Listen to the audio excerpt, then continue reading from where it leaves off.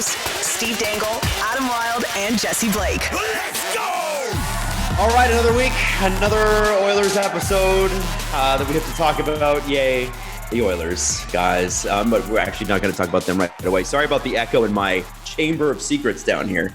I've just moved, and so my entire house is in boxes. So I just want to say hi. The exposed brick is gone, but it will give way to a new studio one day and less echoey. Adam, we could straight up have a playlist on this channel, episodes in which Adam has just moved. And it would be 40 episodes long. I know. But probably longer than that. Maybe. So, listen, there's a few things I want to get to before we get to who wore the crown, guys.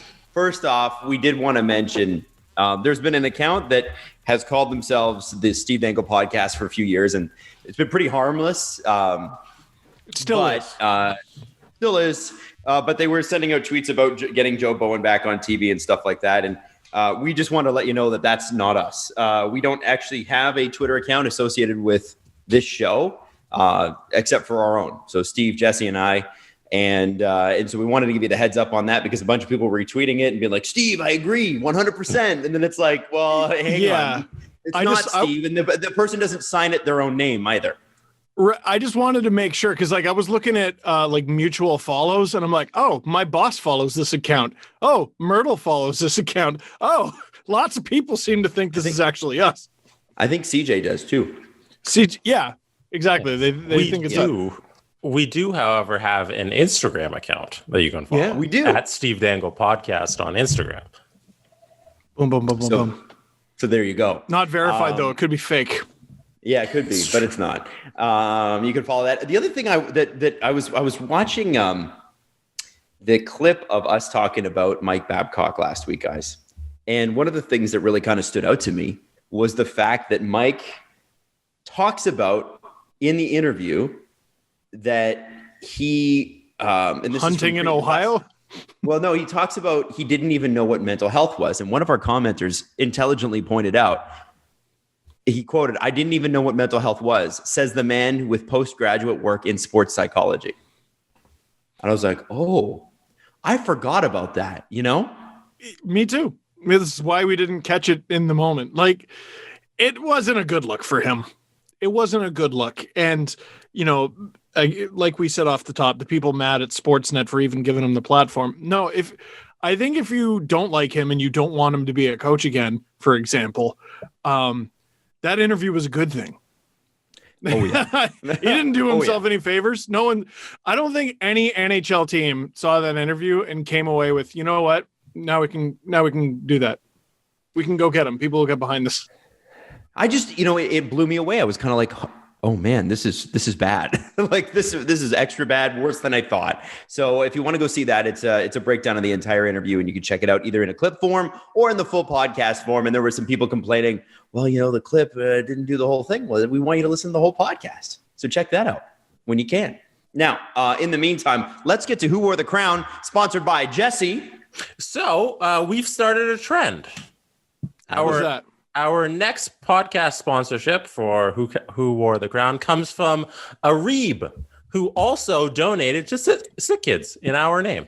So last episode, we had a gentleman donate to Sick Kids to get sponsorship on that episode of Who Wore the Crown. And now, again, Arib has donated a generous $20 to Sick Kids Foundation.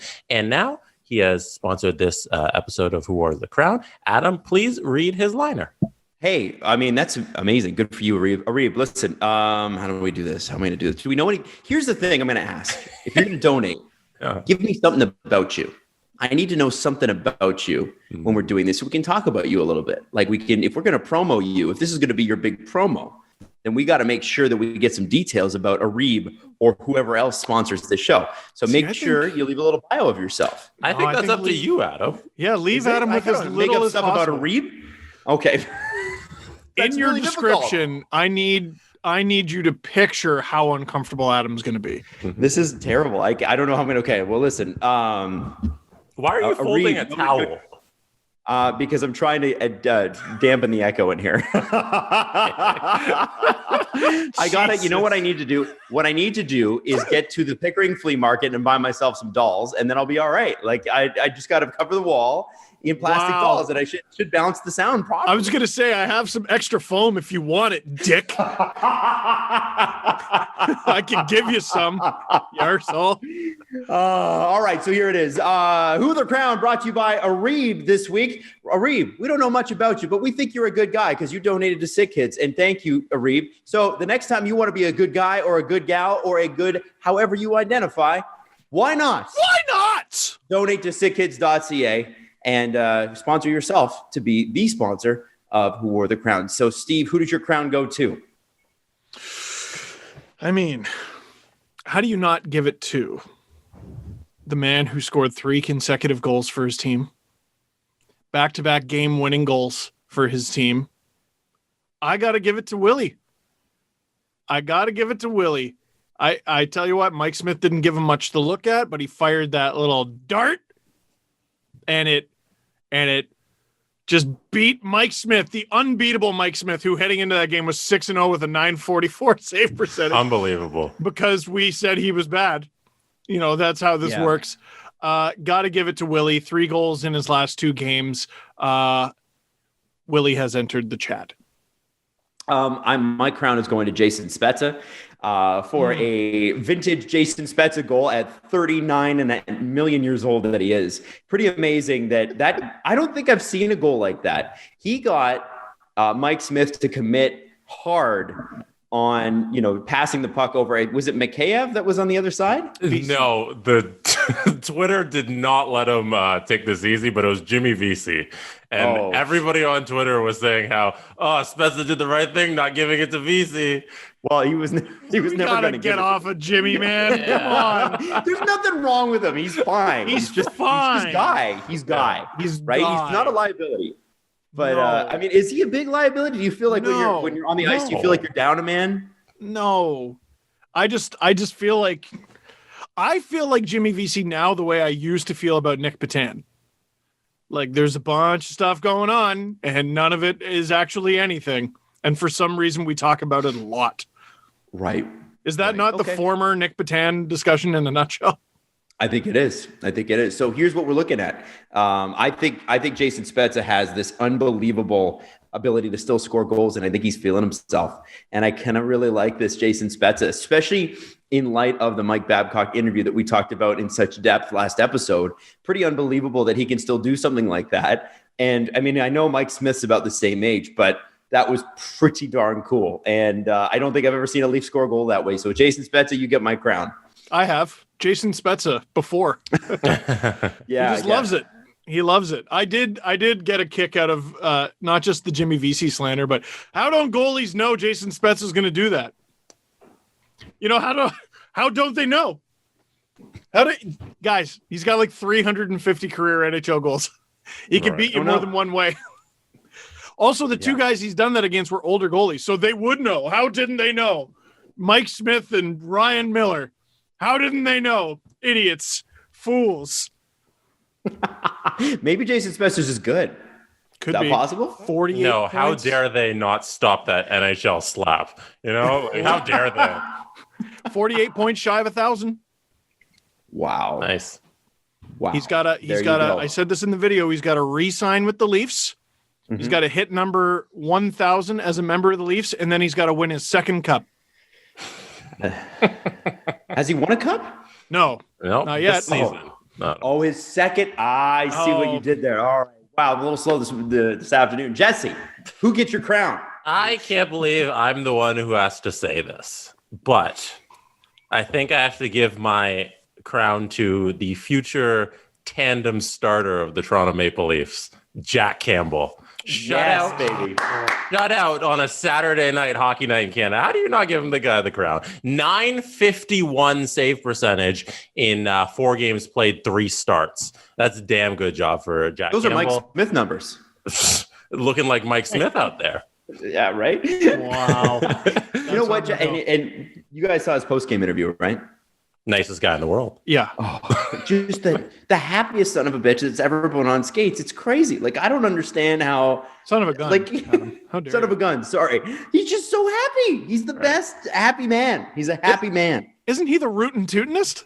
He is. And like, he is Leave It to Beaver on the team, but here's the thing. It's like we've been screaming out for a James Reimer since James Reimer left. And now we got him. Ah, yes. A good goalie. And I've been screaming out, hey, what do you do at the end of Frederik Andersen's contract? Because you don't want to resign him. What's your backup plan? It looks like the Leafs got one. It's Campbell plus whatever else they can sign. Reimer. Hopefully not James Reimer, because we did that already. So hopefully and it was great. That is Who Wore the Crown for this episode, brought to you by who? I'm sorry, Jesse, I'm terrible with names. Areeb. Sorry? Areeb. Hey, that's Who Wore the Crown, brought to you by Areeb, noted good guy. And if you want to be like Areeb and be a noted good guy as well, donate a couple bucks to sickkids.ca, and we will shout you out on the next episode of Who Wore the Crown, because why not? Why not? And you got to send me the screenshot too if you're going to do it, because Areeb sent in his screenshot of the donation that he made. You can't just say it and then we don't know if you actually did it. Yeah, I did it. I totally did it. Oh, I donated $1,000. No, you didn't. Okay. No, you didn't. Liar. What? Speaking of, well, as long as we're getting behind good causes, can I throw out another suggestion? Please do. So Sens money on the board, Sens MOTB. So we've talked about Leafs money on the board before, where I believe the money goes to the Maple Leaf MLSE Foundation. And basically you pledge money based on events. So I'm going to donate $5 for every Wayne Simmons goal or something like that by the end of the season. And then you hit that dollar amount you find out he scores 15 goals, whatever, and then you donate that amount of money. So the Sens have a version of that. And here's why I'm going to direct you that way. Even if you're, whether you're a fan of the Sens or not, doesn't matter. Go to Sens MOTB in honor of Brian Fraser. So Brian Fraser, I'm sure a lot of you in the hockey community followed him, spoke to him. People were sharing DMs that they had with him. He was just a wonderful person. He had cancer, kicked it in the ass, and the bastard came back, and Brian recently lost his battle. So go to Sens MOTB and make a pledge there. The money, the proceeds go to Canada's Lifeline in honor of Brian Fraser. And huge shout out to Bonks Mullet for running that. They've done an amazing job. And I believe in the last few days, they've received $25,000 worth of pledges. Wow. So get in on that. Get in on that. Wow. And shout out the Sens for doing a nice tribute to Brian on the ice. Like that was a huge deal. And the Ottawa Sun, I believe, had him on the front page too. A lot of people cared about Brian, and it's a shame he lost his battle. Yeah, we're Sens fans. Absolutely. Until they play the Leafs, and then we want it to go to overtime. Brian would want it no other way. Exactly. So the Leafs steamroll the Oilers Saturday night. And it really was like surprising, because that was the game that Edmonton was really supposed to pull within striking distance of first place. The Leafs are missing Anderson. The Leafs are missing Matthews. The Leafs are missing Simmons and everybody else who's out right now. And it doesn't even look like a close game. And I think the best part about that all, and we mentioned this already, was Jack Campbell getting his first shutout. Greatest post-game interview of all time. According to Jonas Siegel, and I forgot about this, he grew a mustache last season in support of Austin Matthews' 50-goal chase. And did you know that? No. Like as soon as he joined the team.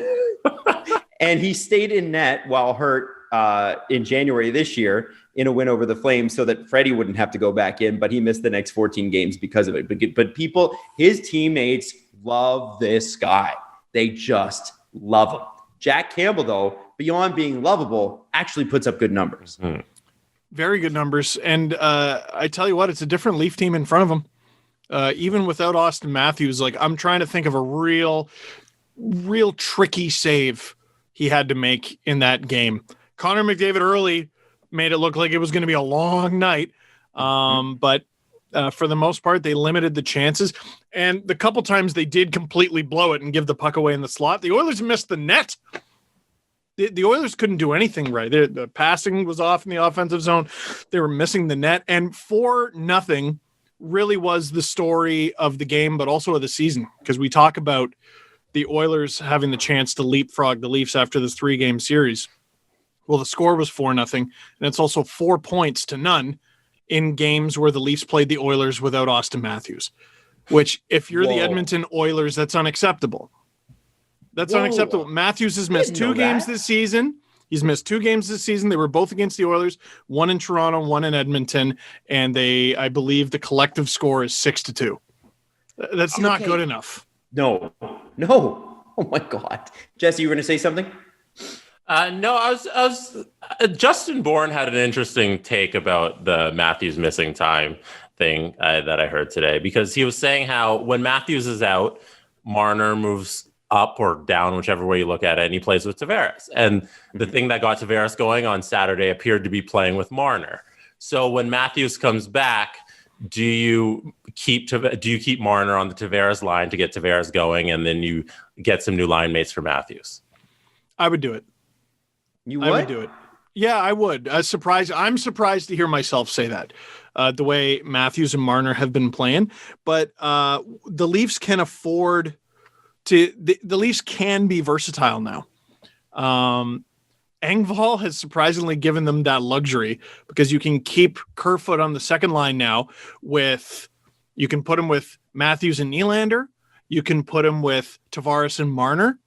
You could swap Tavares and Nylander and Marner. Doesn't matter. That's your top 6, right? That's the mix. And obviously Joe Thornton up there as well in the top 6.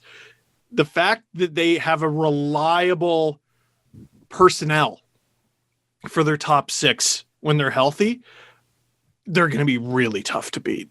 You know who's in your top 6 every night. You have an idea of who's going to be in your bottom 6 every night. The Leafs have not had this kind of depth in a long time. We didn't understand what depth was.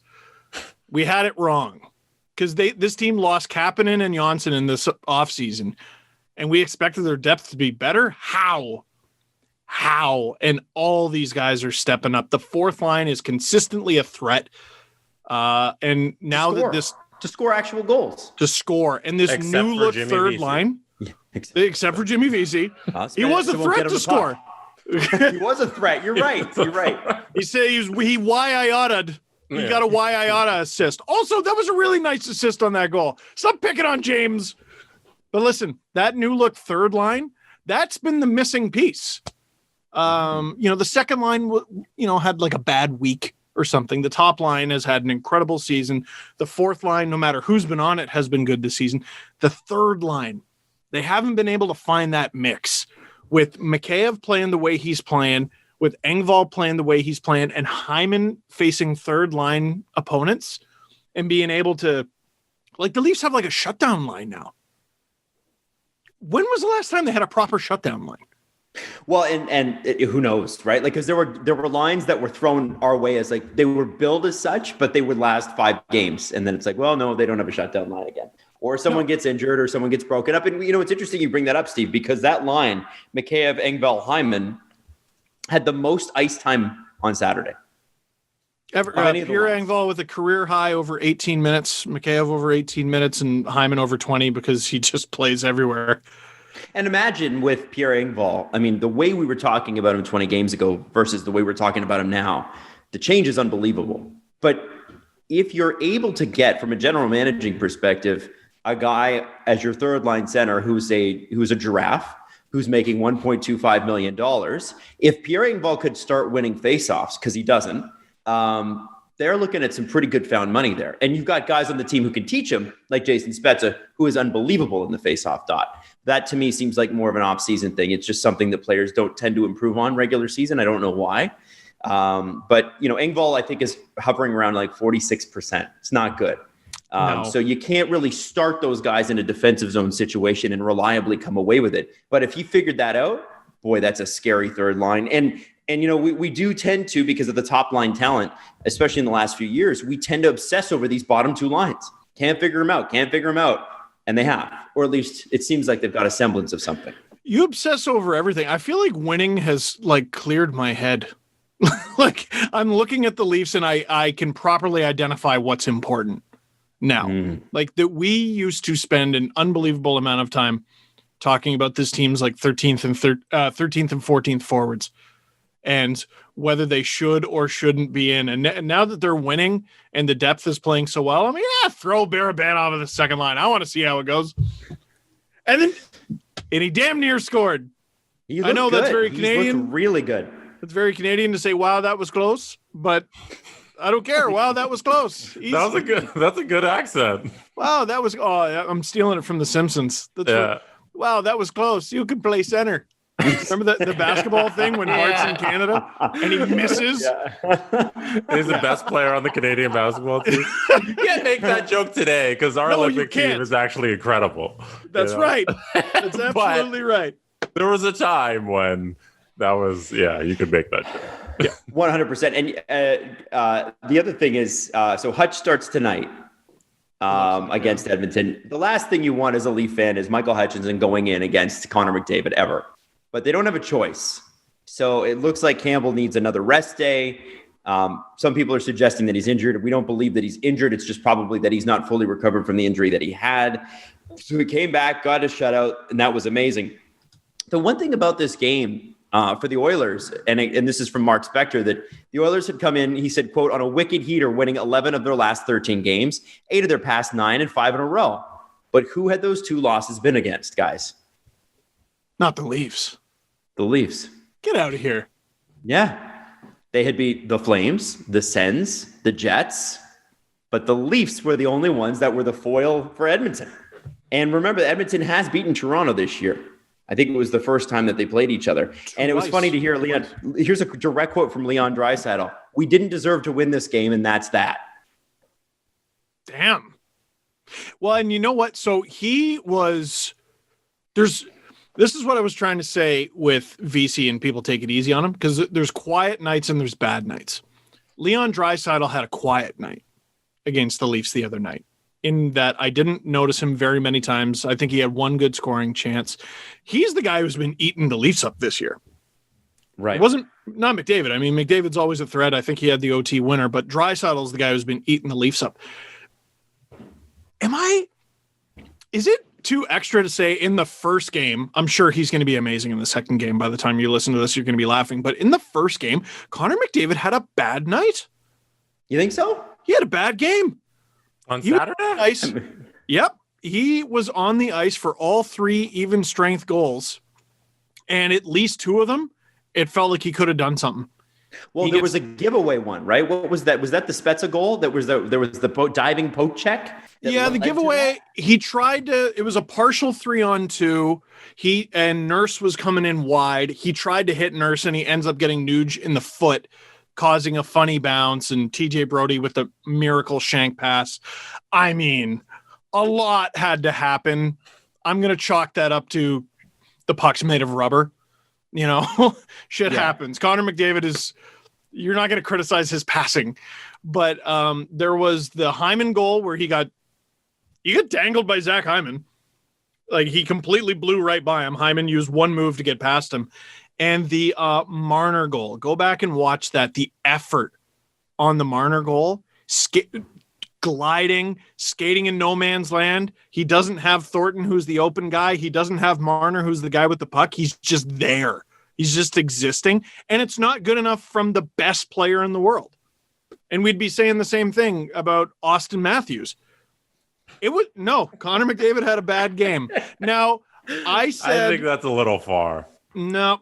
I think they're more credit when a player has you're calling it a bad game. Like when Connor McDavid's held scoreless, I think you credit that to more of a defensive game planning and them throwing everything at McDavid. Would you not? And I want to see how long that shift is when he gets beat by Zach Hyman. How much time was he on the ice? Did he just come back from trying to beat everybody on the other end? You know, because he's using his speed so constantly that he's going to get tired, that he's going to get beat on the defensive end. He has to get back and do some back checking. I don't know if I'm buying this McDavid had a bad game thing. I think he's just bad. Maybe he's bad. I mean, he's on a bad game streak. It could go to 2 tonight, guys. Come on. No, I'm not going to be one of those guys who beats up on star players, but like the bar is stupid high for him. Right. It's stupid high for him. And I just didn't think he had the greatest game. Also, if I was an Oilers fan, I'd probably be a little upset that the Leafs didn't take a single penalty, which I'm sorry, like every single game should have at least one penalty for each team. No one's just completely clean. Yeah. Hall didn't get a penalty for tackling a guy. Granted, that guy had just hit Jack Campbell in the head, but he didn't get anything for it. Mm-hmm. Joe Thornton with like a little bit of interference, but like Kevin BX said in the broadcast, allowed cross-checking on Josh Archibald on the first goal. When he pushed him out in front of the net so he couldn't get to his man. Yeah. And it led to a goal, and the NHL and the rules of hockey are just like, that's okay because it's in front of the net. And you can just cross-check people and do every illegal thing when a guy's in front of the net, apparently. You can just do that. Yeah. It's fine. It's fine. This is what I've been begging the Leafs to do, though. The teams have been doing it to them for years. You do it. You finally go out and do it. Adam, I have a question for you. Yes. Do you think McDavid should be to Steve Dangle what LeBron is to Skip? Yes. Yes. Just go at McDavid for every little thing he does. He should. And he should talk about, well, you guys both said, I told you Sidney Crosby was going to be, is of McDavid and Crosby. McDavid is the better player in his prime than Crosby is. I said that. And you guys both said no. So I think it fits perfect. I definitely think Connor McDavid's the better player. For sure. I can't wait for him to have a 5-point game. And I'll just tweet, what a game from Josh Archibald. That's the sort of thing Skip would do. That's what you need to be doing, Steve. Or Connor McDavid is a product of Dominic Cahoon, and I'm tired of pretending he's not. Or just say, I'd love to see him do that in the finals, but they'll never get there, which is what Skip would always say. That's a good one. Yes, that is. LeBron made 8 straight finals, and Skip Bayless did not give a shit. And he's like, nope, still not great. Nope, still bad. And then hasn't done enough. Then went head to head with Kawhi Leonard the one year he was a Raptor. Number 2. Yeah, Number 2 needs to get his act together. Number 2 needs to stop resting on the bench. Shut up, Skip. Amazing. Number 2. He makes a lot of money to make those takes, guys. A lot of money. Now, let me imagine the pressure of you're never compared to anybody who's currently playing in the league. You're only compared to the greats. Yeah. A guy who, like, his legacy can't change. He's Michael Jordan's the greatest, and Skip's just going to be like, no, this guy's not Michael. You know, that bar doesn't move. So it's so unfair. The final 10 years of LeBron's career are going to be like just comparisons to Michael Jordan and not Steph Curry, who is like his opponents. Yeah, right. Sorry, Adam. It'd be like if people were like, well, Ron McLean, you're not very good. And Ron would be like, what do you mean? And he'd say, people would say, well, you're not Foster Hewitt. Sorry. Like, it's just one of those where it's just an obnoxious comparison to make when you step away from it. But sports does an amazing job of just regenerating the same conversation 45 different times in the same month.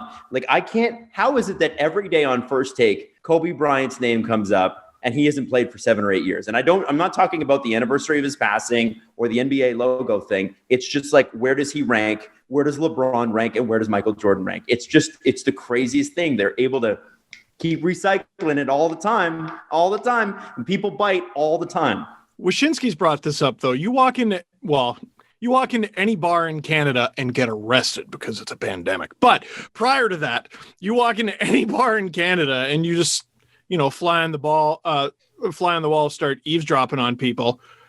If it's a sports bar, you're going to hear, is it Gretzky, Lemieux, or Howe? Mm-hmm. And I'm surprised we don't have it on television more, because if that's the model, because Americans just do sports really well. Like, they just do it over the top, and there's always a reaction to it. Why aren't we doing that? Why aren't we doing that at least once a month on Hockey Night? We're having that debate. Canadian sports don't really do the two guys just going at it. It's not really. There's no program. Well, it would be nice if on the panel anybody would be allowed to disagree with anybody else. It's you'd Both have of to our begin every networks, sentence with you're having a debate with someone, and you'd have to begin every sentence with, well, that's a good point. Exactly. It's And the thing is, it goes, here's the formula. It's host, panelist, host, second panelist, host, third panelist, host, commercial. The It's only never times, two panelists fighting each other. And you want that. The times it really happens was with Berkey.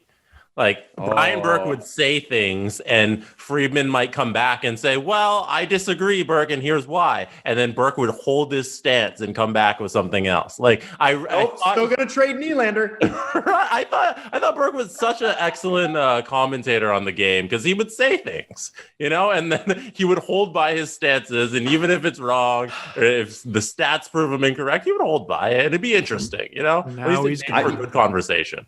Here's what I've been dying for in hockey. Hiring people like the TNT panel for basketball.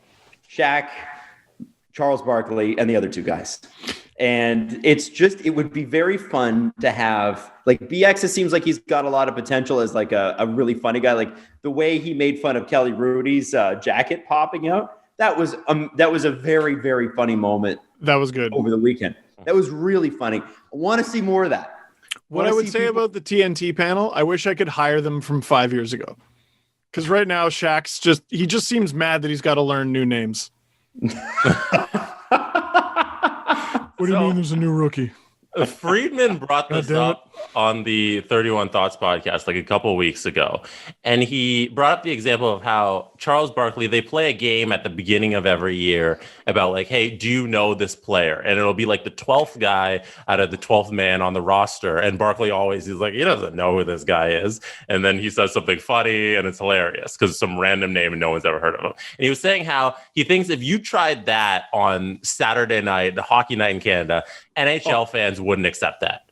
The average hockey fan wouldn't accept this panelist on TV being like, I don't know this fourth liner on Columbus, So he's saying that's what you want, but the game and the fan bases have to change in a way where those things become acceptable. And they're slowly getting there. He was like, it was a big deal that he wore a turtleneck on TV. Charles Barkley can get away with that because of what Charles Barkley provides. People don't watch Charles Barkley because he knows the seventh most important bench player.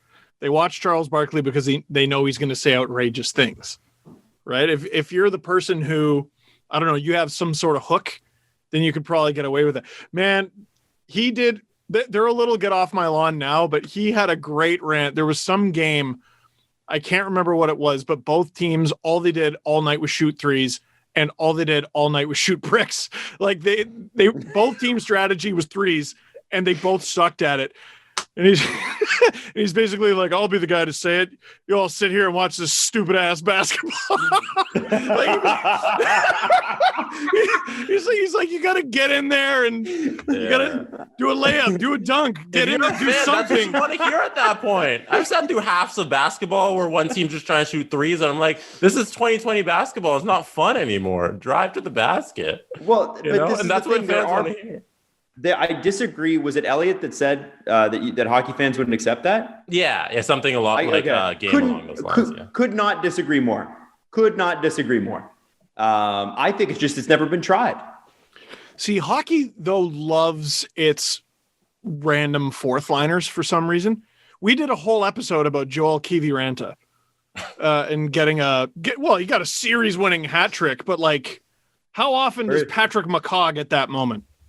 Right. In basketball. It's because basketball is about the stars, which is what hockey needs to be about. Which we keep talking about. This is the problem. Is that like, why are we? It's like why Connor McDavid doesn't win the Hart Trophy every year. Sorry, Leon Draisaitl and everybody else, but Connor McDavid he is the most valuable player to his team year in and year out. But we got to be a little hipster about this because we're the NHL and we're fucking weird, man. And I think you absolutely could have a guy like Charles Barkley. It doesn't have to be a former player. Not every panelist has to be a former player. Not every panelist has to be a man either. Clearly, look at what a great job Jennifer Botterill's doing. Cassie Cam, you're getting some new blood in there. But I think we got to try some different things, and I mean that for everybody in hockey. I'm not talking about Canada. I'm talking about everybody. I was watching the Nashville game, and guys. In the afternoon, I'm going to start recording. Do you guys know who Terry Crisp is? No. Terry Crisp. He's a former player, tough guy, and he is on the Nashville broadcasts.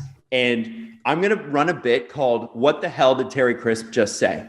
Because that man speaks no English, calls every player by either their number or like a random nickname that you've never heard before that he's made up on the spot. And it's the most, so if there's this reporter who's intelligent, smart, and she throws him, all right, Terry Crisp, what do you think? And he's like, well, and it's 3.5 minutes. And I'm sitting there by myself on my couch or surrounded by boxes this weekend going, what the fuck is he talking about? I'm watching this and I don't know what he's saying.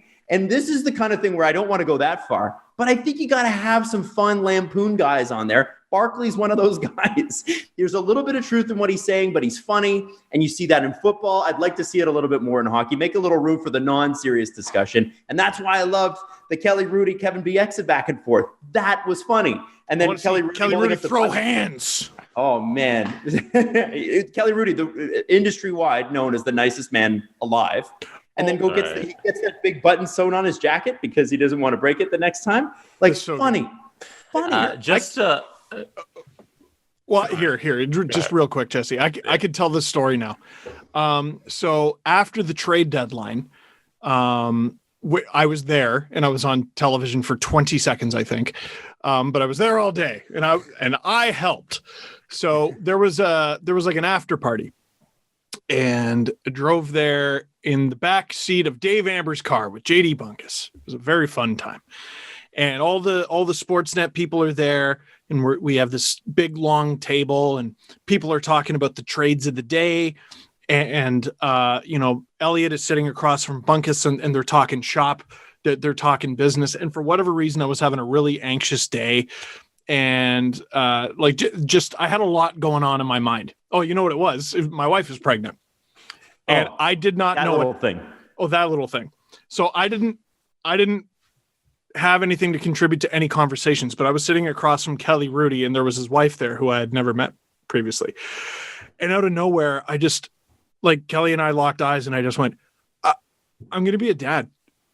And oh, that's so good. Oh, and his wife never met me, but that's so wonderful. Do you know, Blark? Oh, no, that's good. No, keep it a secret. That's so good. Oh, it's going to be such a wonderful surprise. Oh, they're a blessing. Oh, we have grandkids now. And it was just 90 minutes of them being the two nicest people on planet Earth to me. I've heard nothing but that about Kelly Rudy. Just Kelly is a guy. Gentleman's gentleman. Just a really wonderful guy. He really helped take the pressure off that night. That's cool. Yeah, Kelly Rudy, really great guy. Sorry, what were you saying, Jesse? Getting back to, I was just gonna say, go ahead, Jesse. Why? Because Adam, you were commenting how hockey, we love the fourth line guy and all that stuff, and I think it has a lot to do with the sport itself, in that it's such a team sport. In basketball, you have a guy who can play the whole game and score 50 points and dominate the entire game. In hockey, you have your defenseman playing the most amount of minutes. You got a third line guy playing 18 minutes, and your star might only get on the ice for like 17 or 18, So I think that's why you look towards the third and the fourth line guys, and you don't want to forget them. You don't want to just focus on the stars. Like, it's definitely better for marketing to only focus on the big guys, but like, those third and fourth line guys are such a part of the winning a game that guys don't want to forget about them and just disregard them. I agreed. And I think you don't need to I don't know if you need to play it the same way, but I think that hockey can be not serious. And if you look at our merchandise on the sdpn.ca, shameless plug, you'll find that there's a motto in there: sports are fun. And that's our motto. That is our company motto, because corporations have mottos, so we have a really good one. I think it's genius.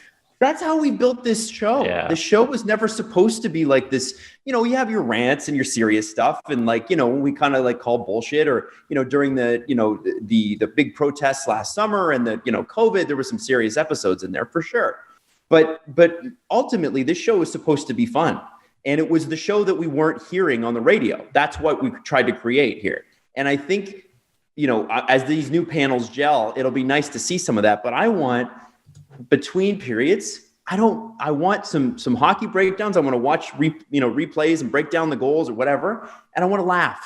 That's it. It's a very simple formula. So if we can figure that out as a game, I think you're going to grab a lot more of the casual viewers that we've been looking for. It's like what Max Kellerman said on First Take. There are 20,000 hockey fans in every market, and they're all at the game. And that's why TV revenues are so low. And if you could bring guys in with entertaining personalities, guys, girls, I say that ubiquitously, whatever you want. If you could bring people in with entertaining personalities who can break down the game and balance the broadcast a little bit more, I think you have a lot more fans that are just, that are coming into the game, because things like the salary cap and the ridiculous rules and the collective bargaining that dominate the conversation between periods and on the radio kill it. It's exhausting. We talk about this. We sometimes actively avoid certain things just because it's like, okay, yeah, I know that's a major story, but honestly, does anyone want to hear us talk about it? Let's have some fun. You know what I'm saying? Adam, I think I get it. You want to jump ship from Bell and go to let me finish. You want to go to Sportsnet, and you want to get the band back together, and I'm for it. If that's what you really want. What band? I'm for it. Oh, Jesse, you want to come too? No. Jesse can come too. I don't. I'm really. what are you going to produce? Adam's gone. Like, no, you gotta come to Sportsnet. You gotta come back and work at Tim and Sid. Although I don't know if you've been keeping up with the news. It's a little different now. But you gotta come back. Oh, there you go. Love it. There it is. Can you get that on the first day, Jesse? That Tim and Sid shirt? Yeah, before I started, my boss, at the time, John Coleman, he gave me a whole set of Tim and Sid merch. It's pretty sweet. That's cool. I love that. That's how you do it, right? Right. I remember it was really nice. Serious and uptight show, by the way. Tim and Sid. What's that? Really serious and uptight show, Tim and Sid. Oh, yeah. We showed up at Virgin Radio and got winter jackets, sweaters, coats, everything that you could put. It's like, you're gonna wear Virgin Radio stuff, or you're in big trouble, mister. And I was like, okay, fine. And their jackets are bright red, so when you go skiing, it's like you're part of the rescue patrol. It's cool. How did we get here? Someone's in trouble, and then you go right back to the band. I think we interrupted. What? Yeah. And you know what, Jesse, you're right. What band? What are we talking about here? Can you get to this quicker? The Beatles. You said we were getting the band back together by joining Sportsnet. Yeah, and doing because the you all worked at Rogers at one point. Oh. And then we'll be all back. Or we'll take over. Or more people join SDPN, where the motto is already sports are fun. Well, and we stick with this company and we continue to make sports fun. Jesse, I like to be in the company of you two. It's SDPN, sports are fun. Also, Sportsnet, sports are fun. All right. We share. I don't know if I told you, but we share the motto. Yeah, it's true. I forgot. All of our stuff actually says sports are fun. Also, Sportsnet. We love Sportsnet. Sports are fun. Yeah. Buy cable. Buy a package. Ignite TV. Talk to your remote today. Ignite the idea. Talk to your remote rather than your family. Yeah, exactly. Yeah. With the NBA season in full swing, baseball getting underway, and the NCAA tourney and the Masters right around the corner, the sports calendar is officially heating up. And that means now is the perfect time to take your sports fan couch experience to the next level by getting in on the action yourself. The Athletic has partnered with BetMGM, the king of sportsbooks, to bring you the latest odds and exclusive offers to bring you closer to the game than ever. Subscribers of The Athletic get in-depth analysis from our newsroom, plus insight into the latest betting trends and odds from BetMGM's team of sports experts, getting you all the context you need to nail that next pick or parlay.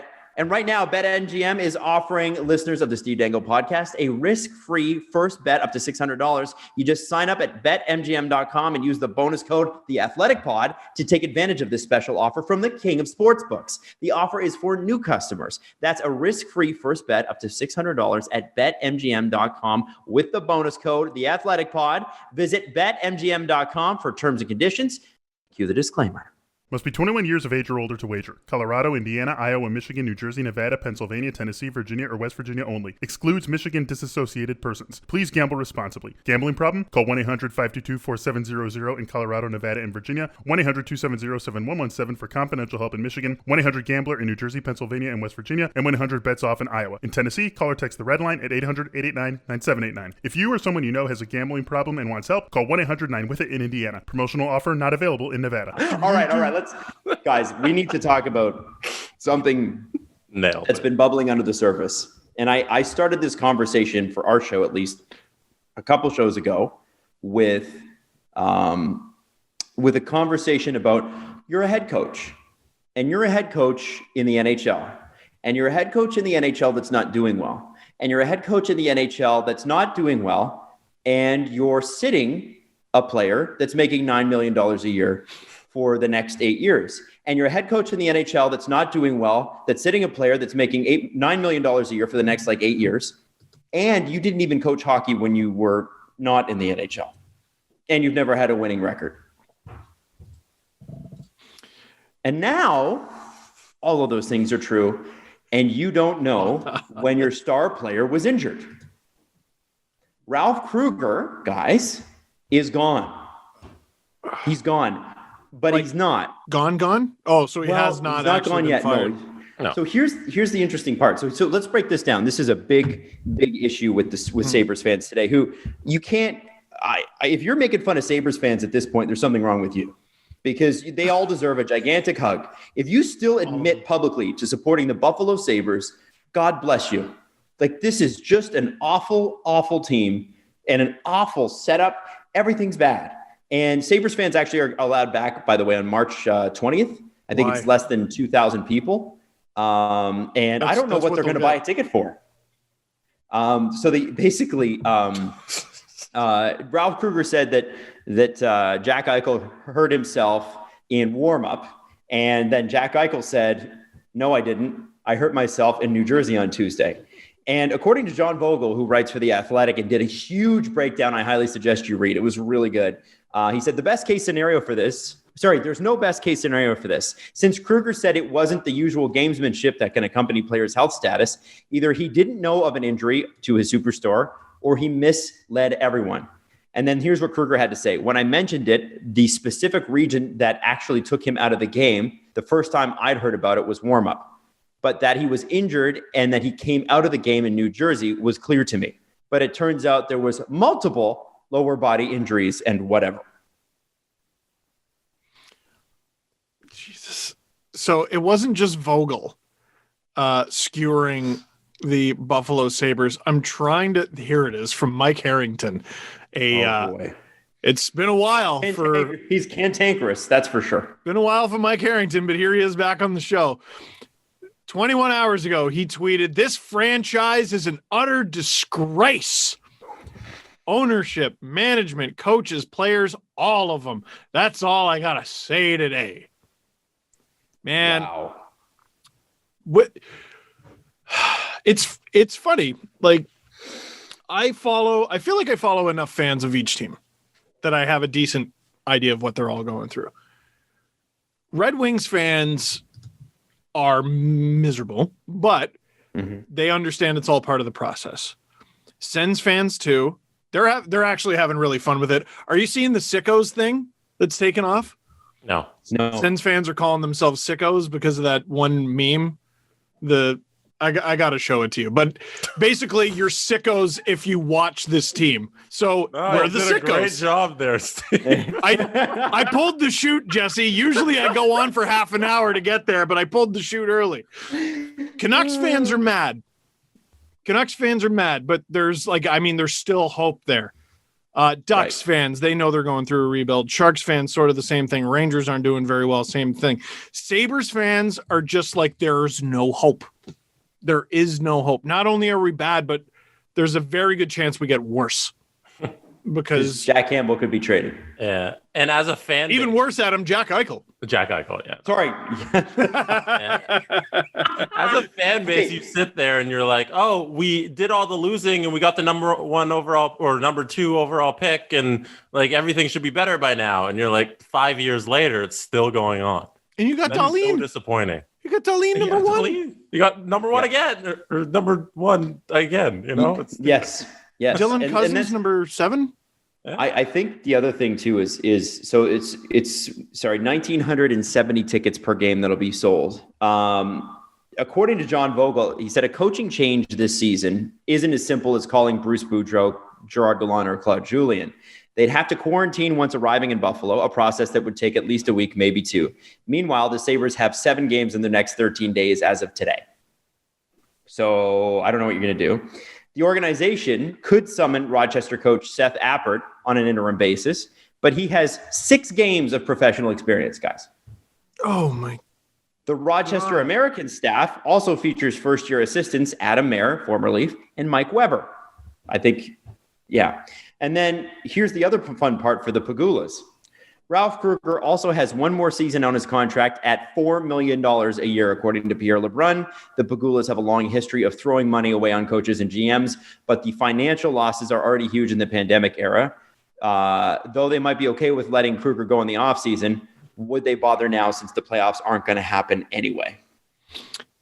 Not to parrot Dwayne Steinel, he of Buffalo Sabres radio rant fame. This is ownership. This is 100,000% ownership. Ownership is the reason the Buffalo Sabres suck. They fired how many coaches? They fired how many general managers now? They had Jack Eichel fall into their lap.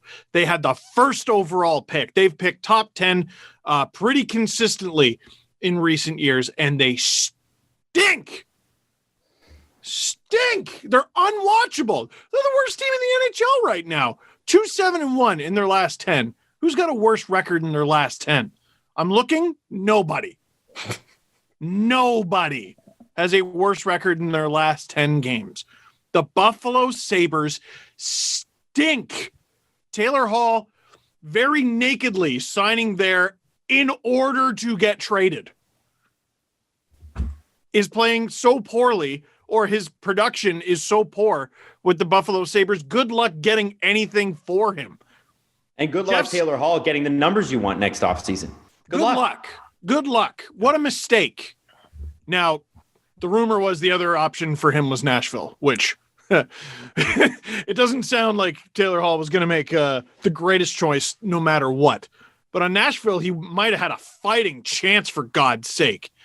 The Buffalo Sabres? And you're forced to carry the load because forget getting support from Jeff Skinner. When he's in the lineup, you can't score. But he's out of the lineup half the time. You got Jack Eichel. You got a bunch of other players who don't scare a single person. They suck. So I don't know what to tell you. You fire the coach, then he's just another friggin' fired coach in a long list of them. You fire the GM, well, you got to pick a direction at some point. What is, like, with Connor McDavid, we were like, man, how long is he going to tolerate this with Edmonton? But part of that was the air of surprise in that the Oilers still sucked. Mm-hmm.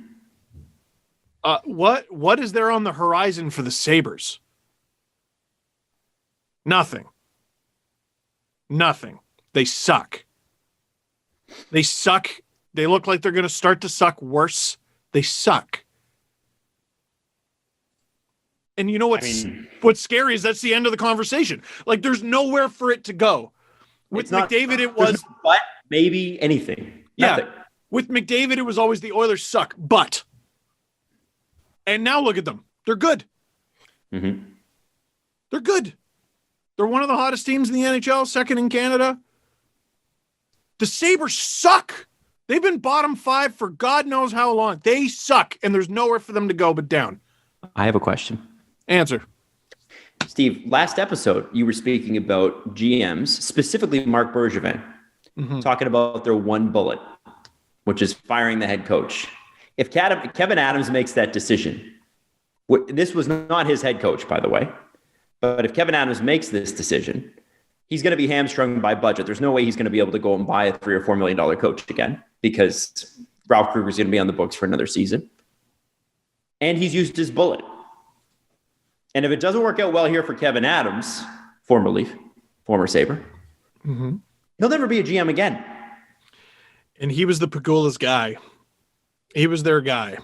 So he's got to do a good job here. So here is where the conversation continues, right? Here's the potential.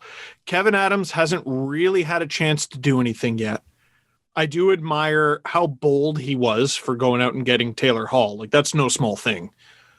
But if he really wants to earn his money here and be a GM in this league for a long time and, make the Buffalo Sabres into a winning team, he's got to find a way to make some moves. I don't care if you're making lateral moves, just trying to figure shit out. You got to make your team not ass. They're ass. They're the fourth worst team in the NHL by points percentage. They're terrible. And the teams below them, basically except for the Canucks, meant to be bad. The Canucks knew they were taking a step back. Sabres didn't think they were taking a step back. They signed Taylor Hall. Eric Stahl. They added, and by the moves that I praise, by the way. Bring in Taylor Hall. If he's good, re-sign him. If not, you can still trade him for X, Y, and Z. Eric Stahl, that should help fix the room. That should help get Jeff Skinner going. Both of them. Horrible. You got to find, and I know it's a petrodactyl right now. All right. It's difficult to make trades in a panini. But what? Well, you gotta do something. I'm not even talking panic moves. You got to do something. In panic move territory, guess who has made the Athletics trade deadline board? Oh, hit me, Adam. Don't say Jack Eichel. Joseph R. Eichel. And is it Joseph? No, it's not. I'm just. Oh, okay.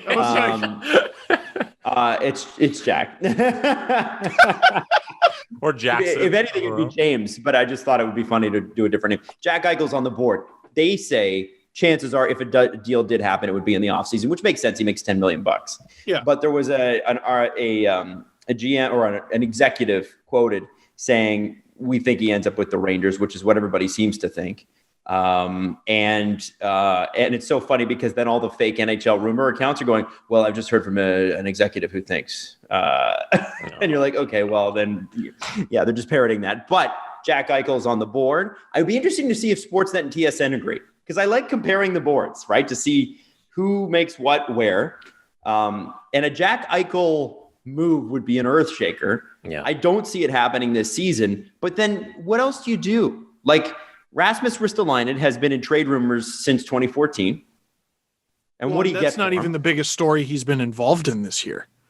What's the other one? He had complications from COVID. Like, he was having difficulty going up and down the stairs.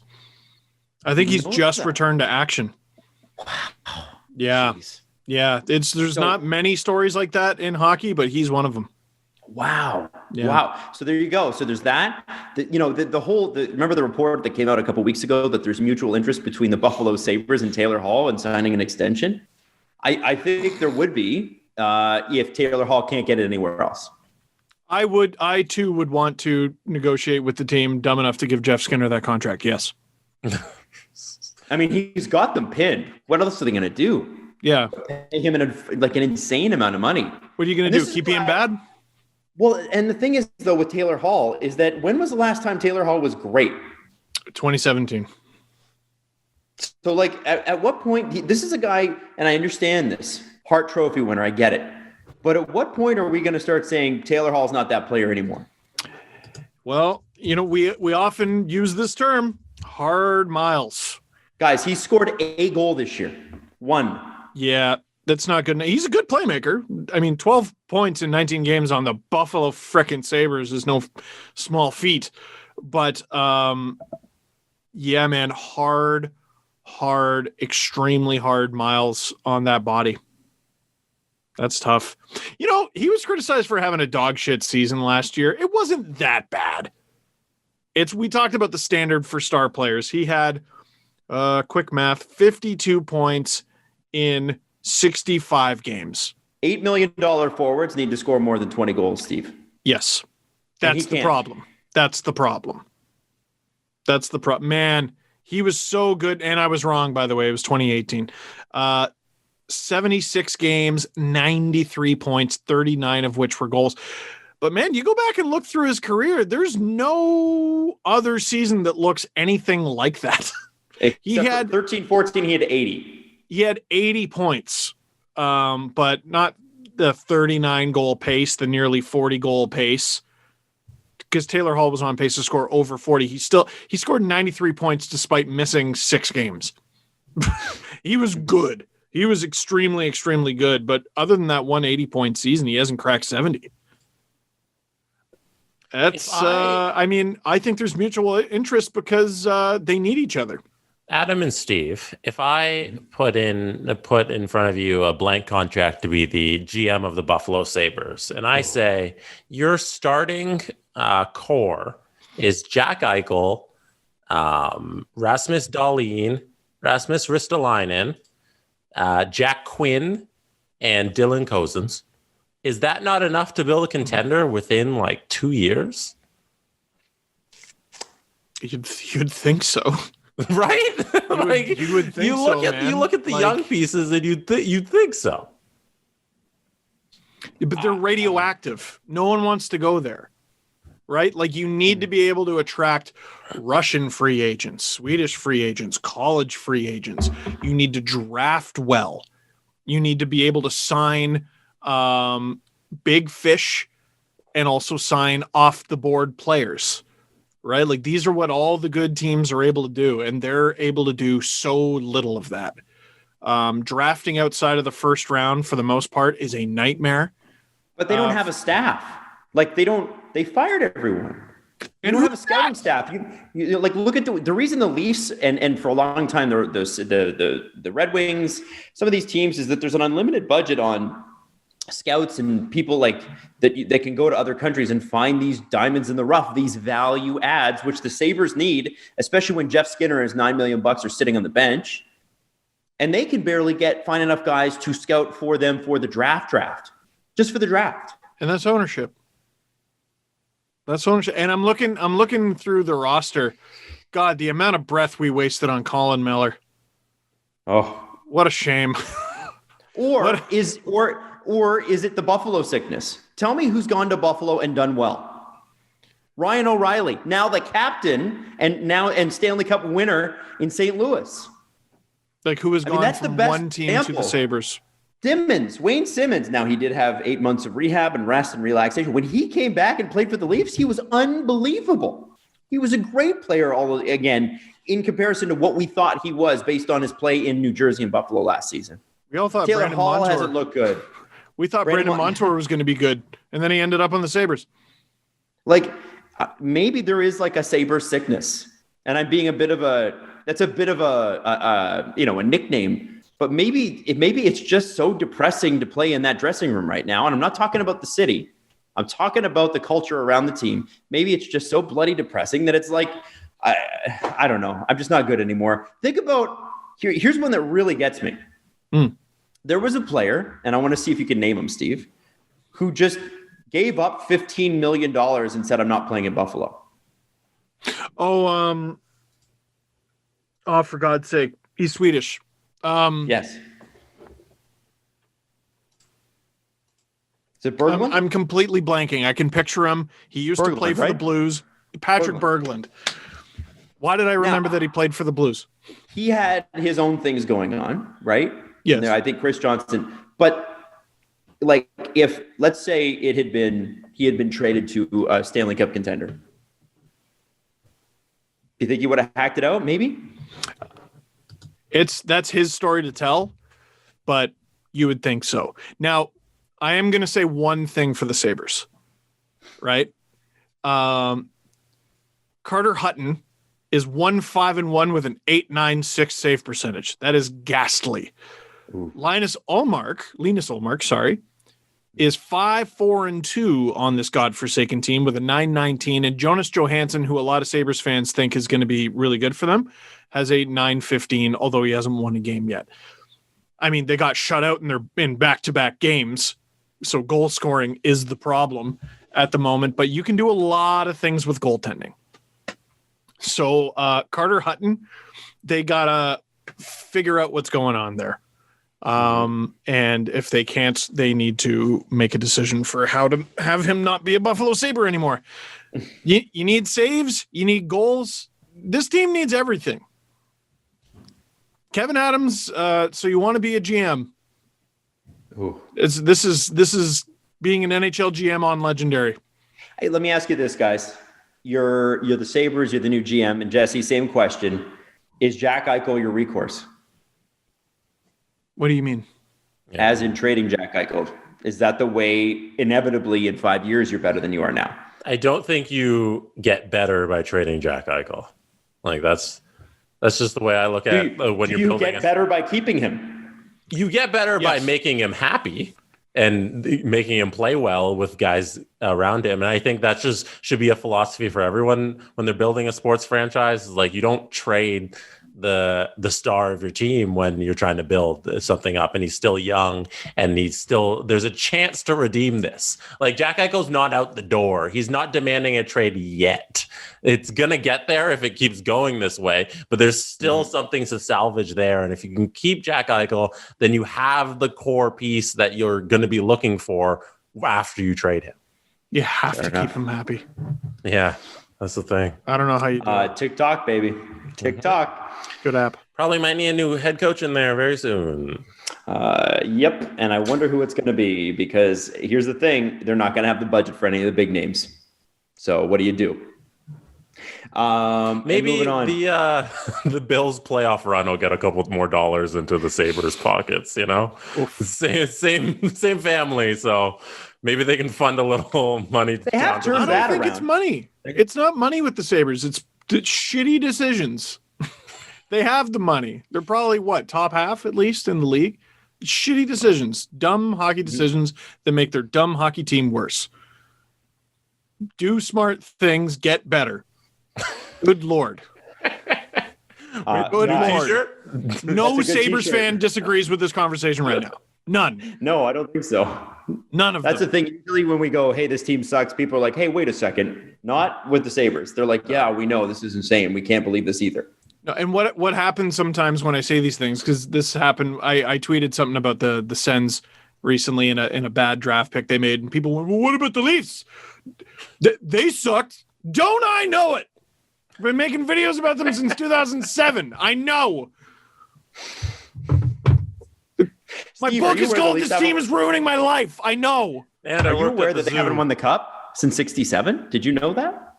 Holy shit, Adam, you should tweet that, because I don't think anyone knows that. You know what? 67 is more recently than never. All I'm saying is I know a shit team when I see one. Cheered for one for a very long time. Sabres stink. Let's go. Hey, fellas, we're in the thick of winter and a storm's brewing. It looks like 1 to 3 inches are in the forecast when you trim that hibernation bush that's taking place in your pants. Seriously. Luckily, our partners at Manscaped specialize in products to make sure you're walking around town with those beautiful snowballs. Manscaped is here to provide the best tools for your grooming experience, offering precision-engineered tools for your family jewels. We're talking about the Lawnmower 3.0 trimmer, which is the best hygiene tool for the modern man. Because of their ceramic blade and advanced skin-safe technology, your snags on the snowballs will be reduced. The trimmer is also waterproof, so you can trim in the shower. It's a lot easier, right?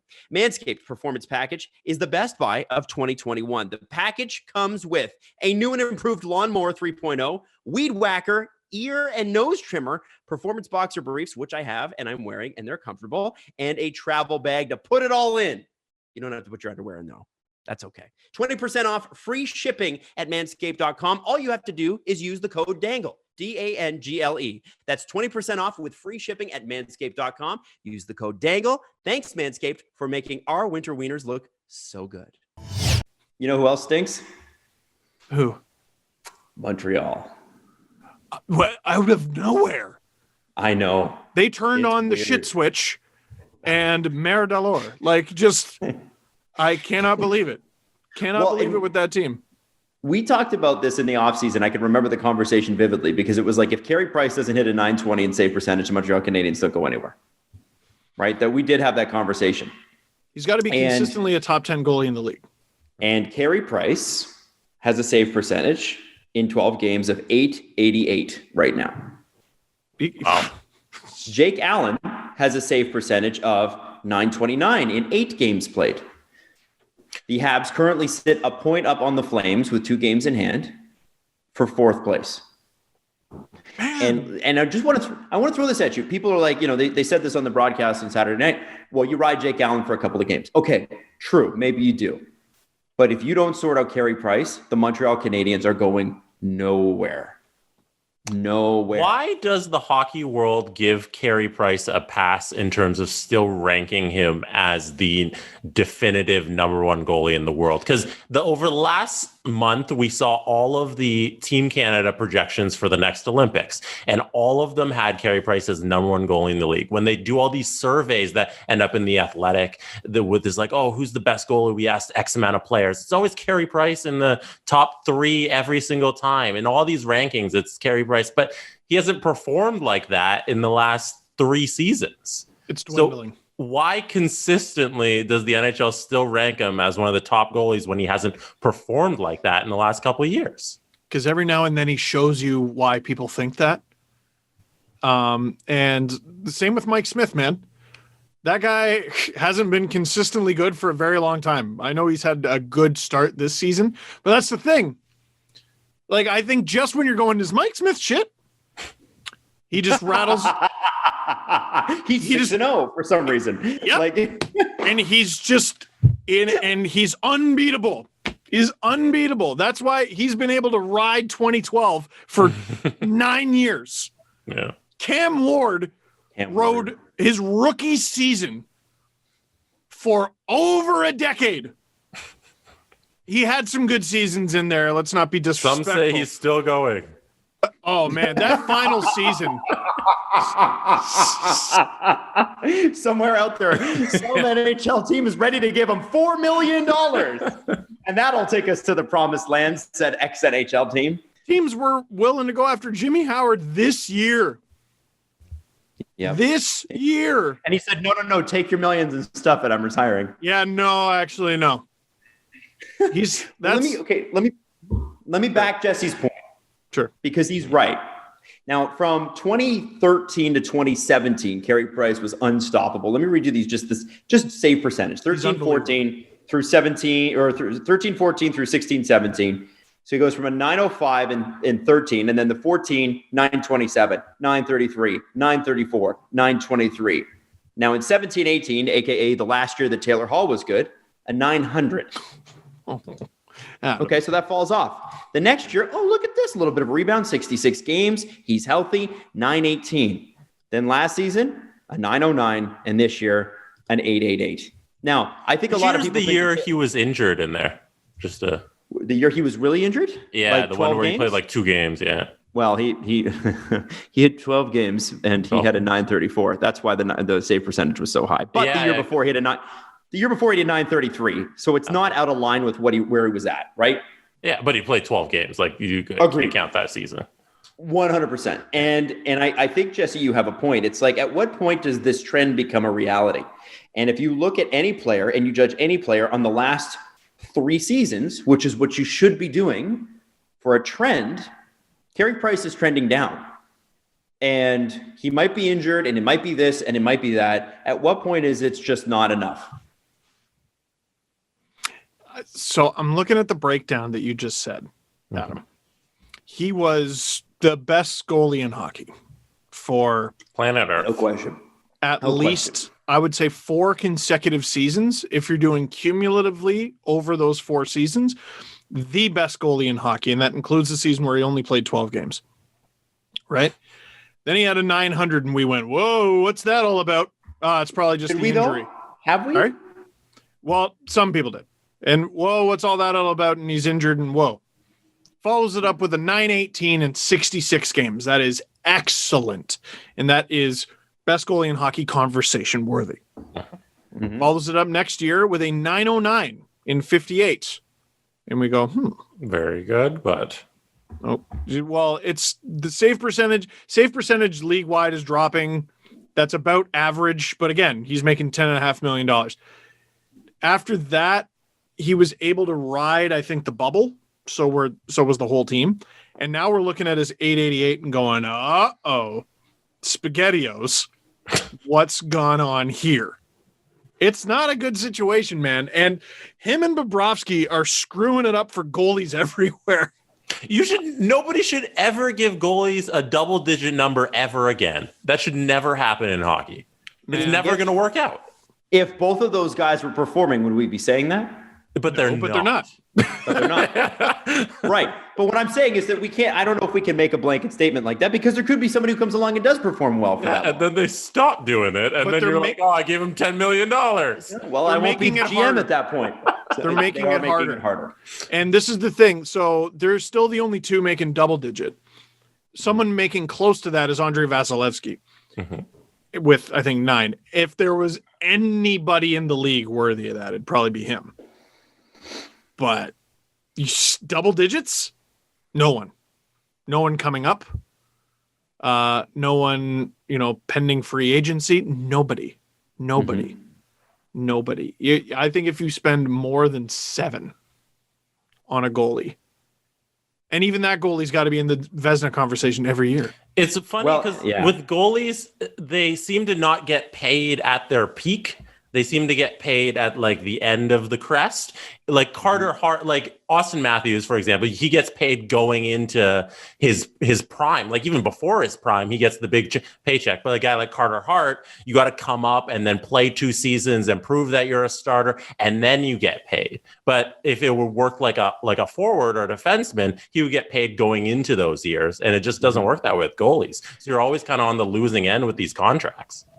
I'm wondering, because it's true. Like, listen, Montreal can ride Jake Allen all the way to the playoffs, and that's fine. But we all know that they're in serious trouble if Carey Price doesn't perform, right? We know that. Well, they have $10.5 million on a guy who's not playing, right? Bingo. He has to perform.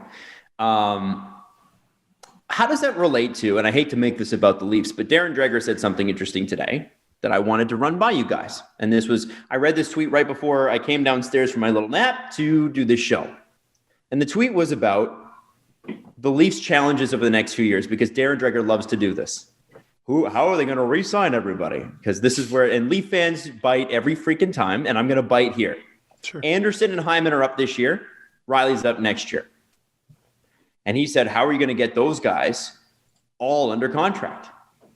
And I think, as I told you before, I don't think you get Anderson under contract. And for anybody that's worried about Morgan Riley, he's still got next year as well. I don't think you get Morgan Riley under contract. I don't think he's coming back. Morgan Riley needs to go make a lot of money. I think Hyman comes back, and I think that's where you put your focus. But if you have, let's say Jack Campbell's got 59 games of NHL experience. And Jesse, you mentioned this earlier. And he can give you, let's say he can give you a 905. And I know his numbers are actually higher than that on a really bad Los Angeles Kings team. The season where he played the most games, strangely, was when LA was at its worst and he had his best results. Late bloomer, that sort of thing. If you can tandem guys, and you got 2 goalies making that, you got a lot more money to spend up front on players that can, bring you, because the goalies are so big now. You got players that can do what Jake Muzzin did to the Leafs defense, push shots to the outside, change the culture, do the sorts of things that you need to do.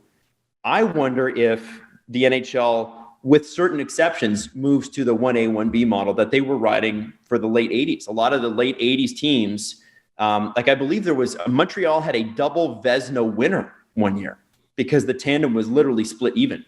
And they were the best 2 goalies in the league. And I forget who it was. It was it was 1990 or something like that. There was a double Vezina winner. And I wonder if we start to see that again, because financially, you cannot overcommit to these guys because it's too much money.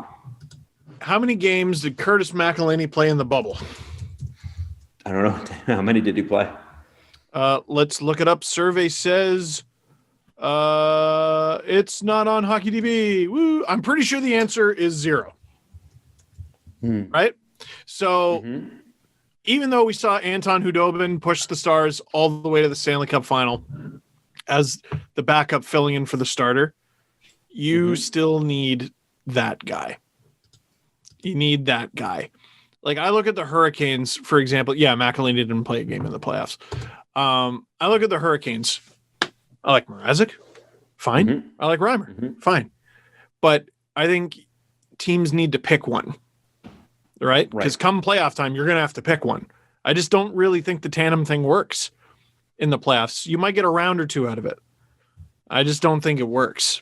During the regular season, it makes a ton of sense as long as you know come playoff time, you have to pick. So one's 50, one's 30, basically? Yeah, but that's not even tandem anymore. That's just there's a starter and a good backup.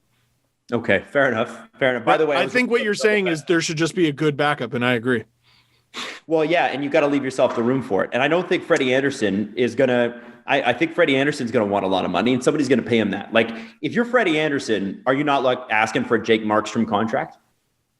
You're asking for it. It depends how he does this season, because Markstrom, the season he was coming off of, I thought he would have got more. Markstrom wasn't even the highest paid goalie. That was Matt Murray. Wild. I'm not sure if that's because – yeah, man. Markstrom got the 6 per, and Murray got the 6.25 for fewer years. I thought he had 5.25 for some reason. That's 6.25 for Matt Murray, who's doing not good. Wow. Yeah, man. Holy smokes. Yeah, man. By the way, I think I was wrong about the double Vezina winner. I think it might have been double something else. My bad on that one. Oh, the Jennings? I thought it was, but maybe. Yeah, maybe it was the Jennings. Because I'm looking at Markstrom's deal, and I'm looking at Murray's deal. Freddie makes 5 right now. I don't think he's going to get a ton more than that. I think someone pays him. You know? Maybe, but like he doesn't have the 2 cups under his belt like Murray. He doesn't have the last season under his belt like Markstrom did, and we're still in a panoramic. So I don't see how he gets more than 6 with less term than Markstrom, unless someone's real desperate and willing to give him the money. Also, I mean, the way this season shakes out plays a massive role in that, right? Yeah. Obviously, like he needs to be better. They need to have playoff success. If they suck in the playoffs again, no one's going to commit that kind of money to him. Right. If Freddie wins a round, he gets $7 million. You know, I hate that that's the standard. No, get out of Canada at least. You got to get out of the Canadian division. It's not going to be the Leafs. No. Not going to be the Leafs.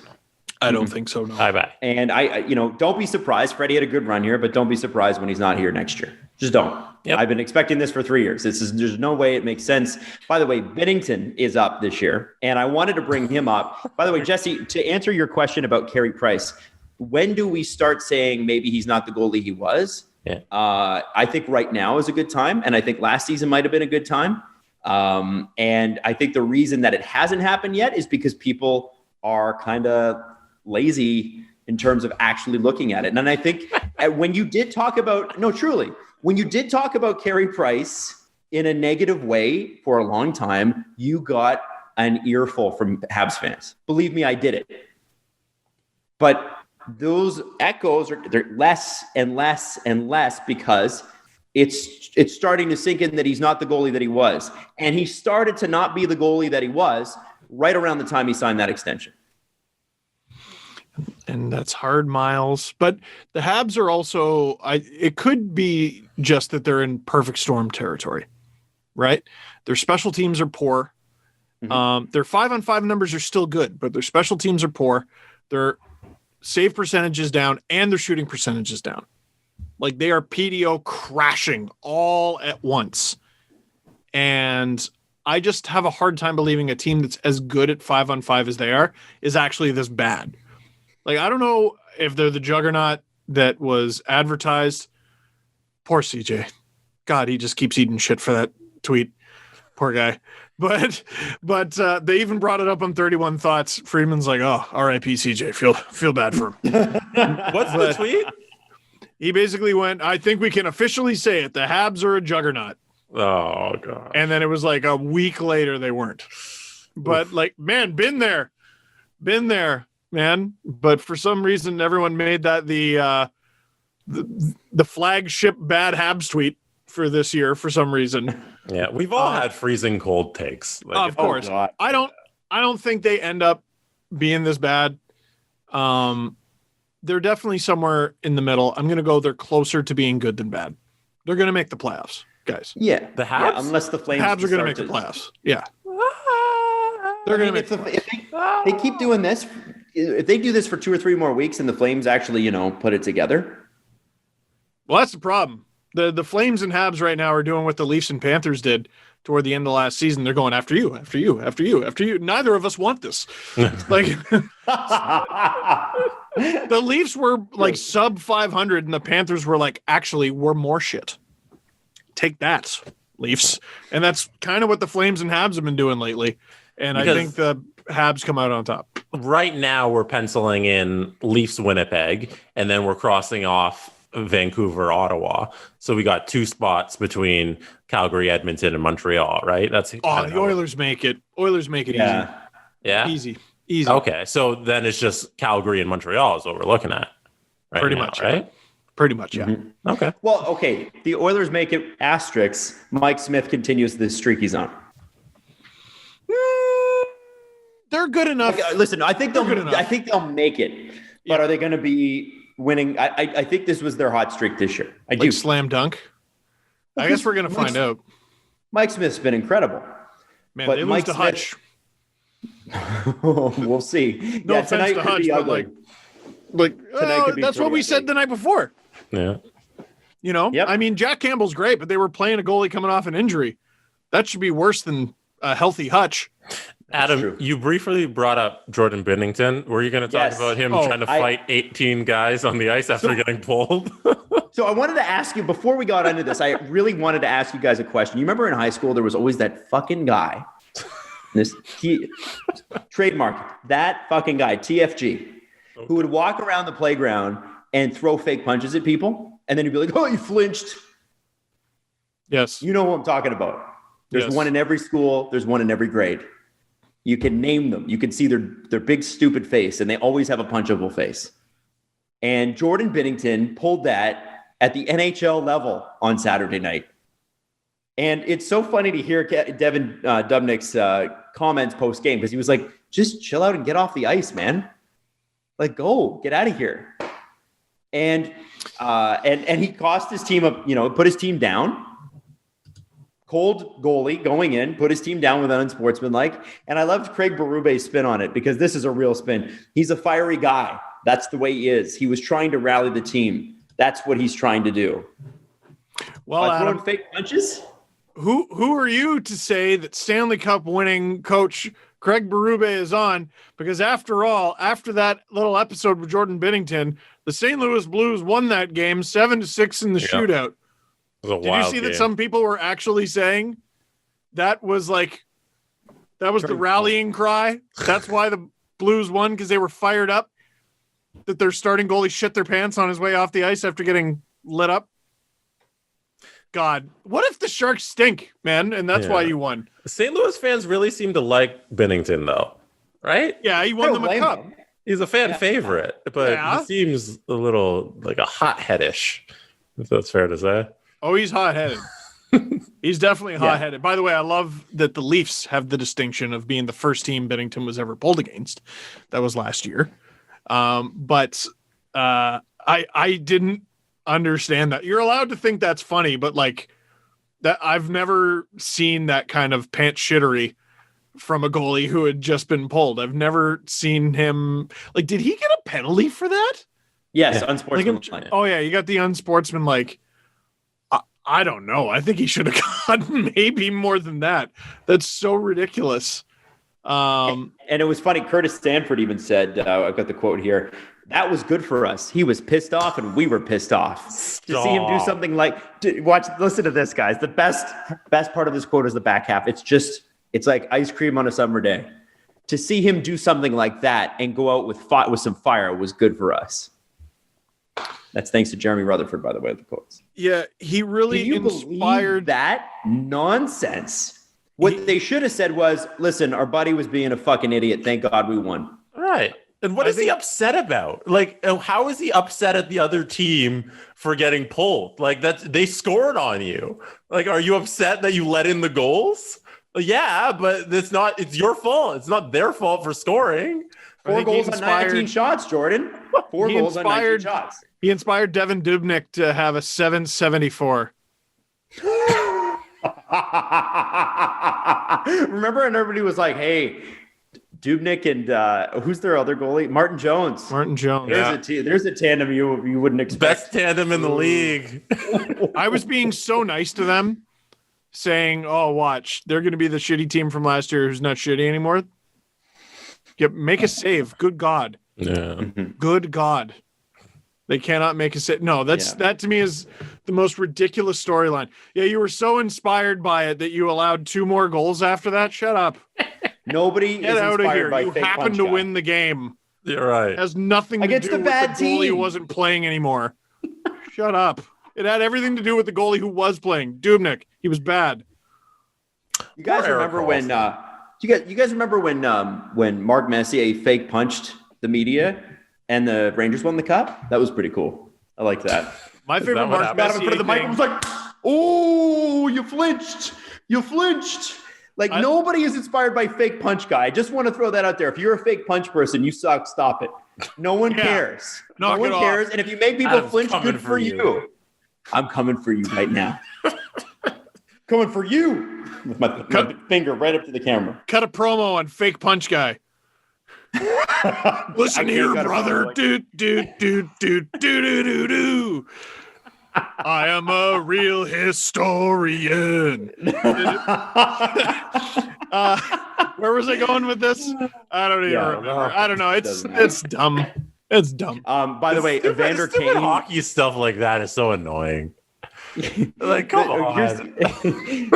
Can I give you the Dubnyk quote extended because it's really good? Do you want me to read it to you? Yeah. Hit me, Adam. Don't He's like, fake I don't know hit me, why hit he's me. pretending to.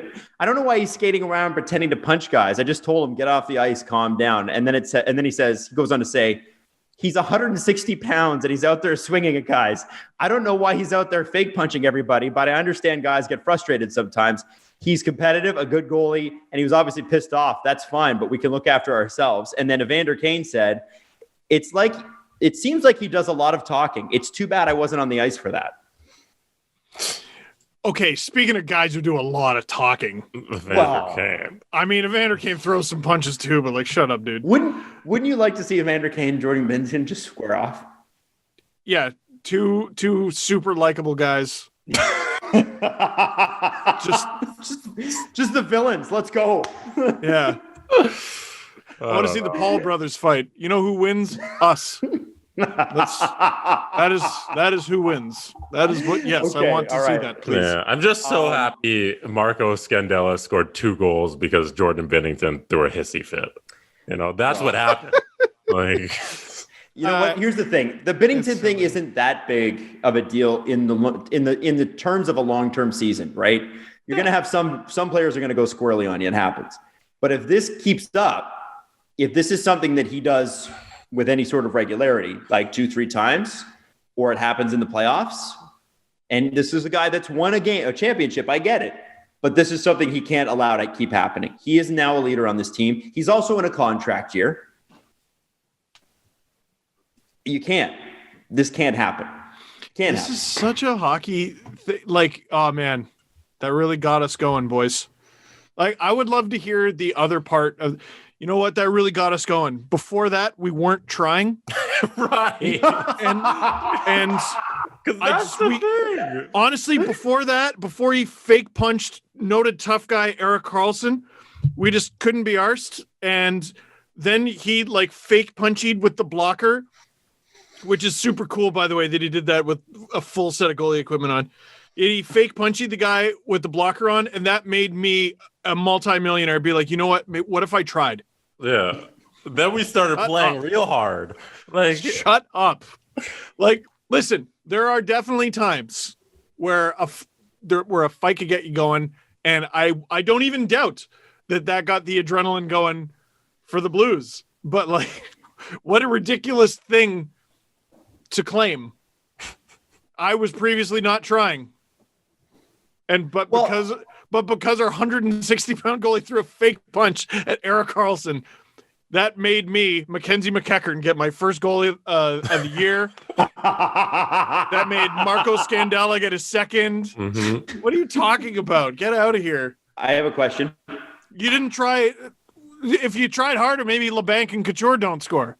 Sorry. Yes, Adam? Matthew Tkachuk, there has been conversations about him in Calgary and his quote-unquote antics wearing thin on the Flames locker room. That's why, when Muzzin flipped the puck at him, he slammed the door and things have been really tense in the Flames dressing room. He didn't feel like anyone came to his thing. And they're like, do you need to start something every game? And he's like, I'm Matthew Tkachuk. That's what I do. Yeah, this is my thing. The Blues covered for Binnington this time, head coach, players. But you've seen in Calgary what happens when they're like, okay, now I'm done. I'm just not going to say anything at all.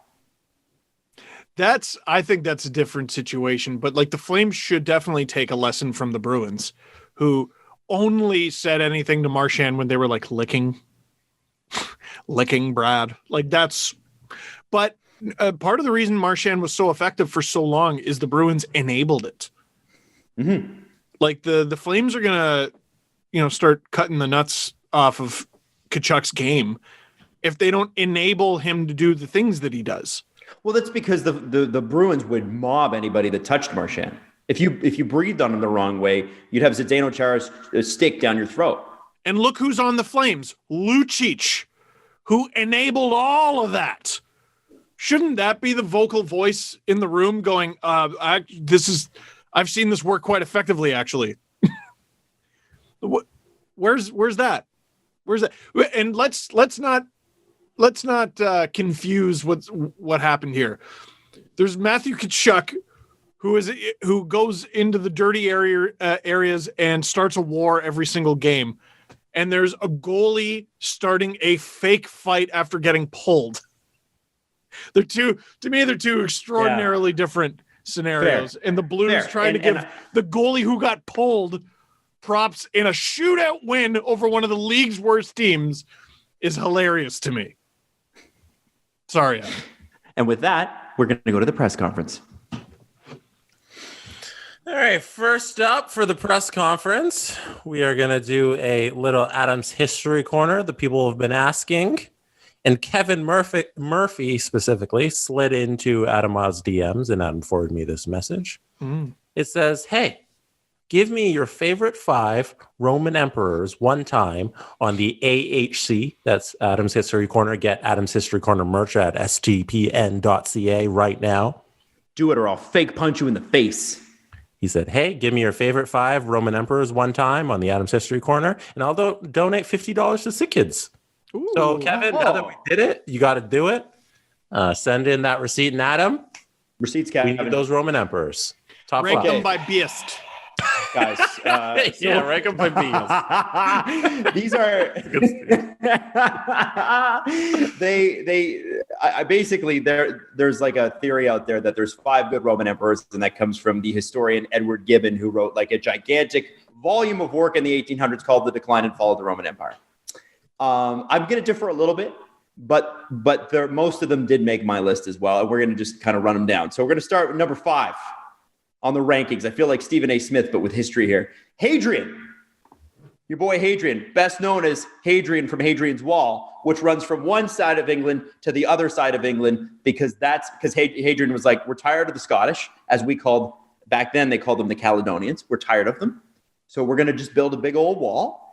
And if they want to come in and trade, we're going to funnel them through spots. But if they want to attack us, we're not going to have that anymore. So they built literally a wall from one side of England to the other side of England at the thinnest point in the north. And he also is one of the emperors who saw the entire empire. So this is Rome at its peak. And you have to remember what it took to get around in those times, right? You wanted to get to the north of Italy, it would be a couple of weeks. And this guy saw the entire thing. He went through Greece, he went through Syria, he went through Egypt, North Africa, like Algeria, Morocco, southern Spain, all the way up to England, where he's decided we need a wall here, through France back down. This guy was on the move all the time. Also, one of the first, I think he was pretty out with the fact that he was a gay man. And that was completely one of those things. Ancient Rome was far more accepting of homosexuality than even we are in most of our societies today, which is kind of crazy to think about. We just regressed in that because of various factors. Did they have a question, teacher? Yeah. Did they, professor, I should say, did they have like sexuality and stuff, the Roman Empire? Wasn't that all stuff kind of just open? I don't know. It was. And that was because they adopted a lot of what the Greeks, they adopted Greek culture. You know, Romans were known for their hard work and their concrete. The artistic, sexual, philosophical side of what became Rome, even their gods, the original pantheon of gods, Mars, Saturn, Jupiter, all of them are Greek gods. All of them are Greek creations. They were huge admirers of Greek philosophy and thought, Aristotle, Plato, everybody. And so, part of Greek culture was you slept with men, which, people slept with same-gendered people back then, and they do now, and they always have, but they were far more accepting of it. And Romans, before the Christianity age, were big fans of like group sex and things like that. There's lots of stories about that, and probably played up a little bit as well, but certainly something where they all like to, get drunk. And there's stories of Roman emperors saying, I'm going to sleep with your wife tonight. And the guy who's married to that woman going, that's awesome. That's a big compliment to me. Thank you so much. What? No, I'm not kidding. That was a thing that happened. That's probably because he's the emperor and you can't say no. But it was a completely different, it was a different view on sexuality back then. It did change, but it was a much different view on sexuality. A lot of what we would define, or, the arch conservative types in our society would define as sexuality today, the rigidity of it is based on Christian values that didn't develop till the 3rd or 4th century. Things that, before were just commonplace. So if you actually get into the history of human sexuality, it's far more colorful than you would think. So Hadrian, one of those guys. Roman Empire is what, AD? Or Roman Empire starts in about, I think it's, so the Roman Republic goes until, I believe, 50 BC. I think, my dates are terrible, but right around the time of Christ, right around. And then you have Julius Caesar, who's not the first emperor, but he's the first consul basically for life. And he gets killed on the Senate floor. And then you have one of the guys that I'm going to mention a little later on this list, Augustus. His chosen successor is the first emperor, and he's considered the greatest emperor by a lot of people. 70 years. Again, we'll talk about it. And that empire lasts on the Western side, the European side, until about 430 something AD. And then the Eastern side, which then becomes, quote unquote, the Byzantine Empire. I still consider them Romans. They consider themselves Romans. That lasts until Constantinople falls, which is now Istanbul, in 1436 or something like that. So, my dates are terrible. It's like 1432 or 1436. But the Roman Empire itself, when they started conquering people, really starts happening in 212 BCE and then continues till about 1400 AD. It's an enormous amount of time, about 1600 years. It's crazy to think, right? And everybody thinks of Rome because Rome, Italy, whatever. The eastern half of the empire, which is most of the Middle East today, along with Greece, and Egypt, is just an incredible story in and of itself, and we completely ignore it. It's sad. It's such a fascinating time, and we don't even call them Romans, but they called themselves Romans, and everybody else called themselves the Romans, or called them the Romans, but they're quote unquote the Byzantine Empire. So number 4, I guess, on this list. I should mention a little more about Hadrian. He was energetic, traveled the whole thing, built the huge fucking wall. That's awesome. Number 4, Trajan. There is also a Trajan's Wall further north from Hadrian's Wall. That's Antonine's, actually. No, that's not. So Trajan, civil administrator, known for extensive public building, reshaped the city of Rome, left a ton of enduring landmarks, including Trajan's Forum, Trajan's Market, Trajan's Column. If you go there today, you're going to see a lot of Trajan stuff. This guy was a really great empire. One of the 4 emperors during what's called the Pax Romana. So you had an enormous empire, multicultural, multifaceted, but for about 100 years, 4 emperors ran it, did a great job doing it, and there was no infighting. There wasn't any civil wars happening within the empire, which was a big deal. So Trajan came along at that time. Number 3, Augustus. Augustus was the guy that Julius Caesar said, you're going to be the emperor if I die. Julius Caesar gets stabbed on the Senate floor. Augustus becomes the guy, gets into a huge war with Mark Antony, wins that war, takes back Egypt. Goodbye, Antony and Cleopatra. And he is famous for saying, I found a city of bricks and I turned it into a city of marble. And that is because in governing systems, I'm not sure if you know this or not, but democracy and republics tend to be a bit slower moving. Right? It's fair. So Rome had just come into insane wealth. They'd conquered Greece, they'd conquered Syria, they'd conquered Egypt, they'd conquered North Africa, they'd conquered Spain, they'd conquered France, and they were about a generation away from conquering England as well. They had just absorbed most of the world in 300 or known world in 300 years. And insane amounts of wealth. And this guy was the first guy to really put that into action.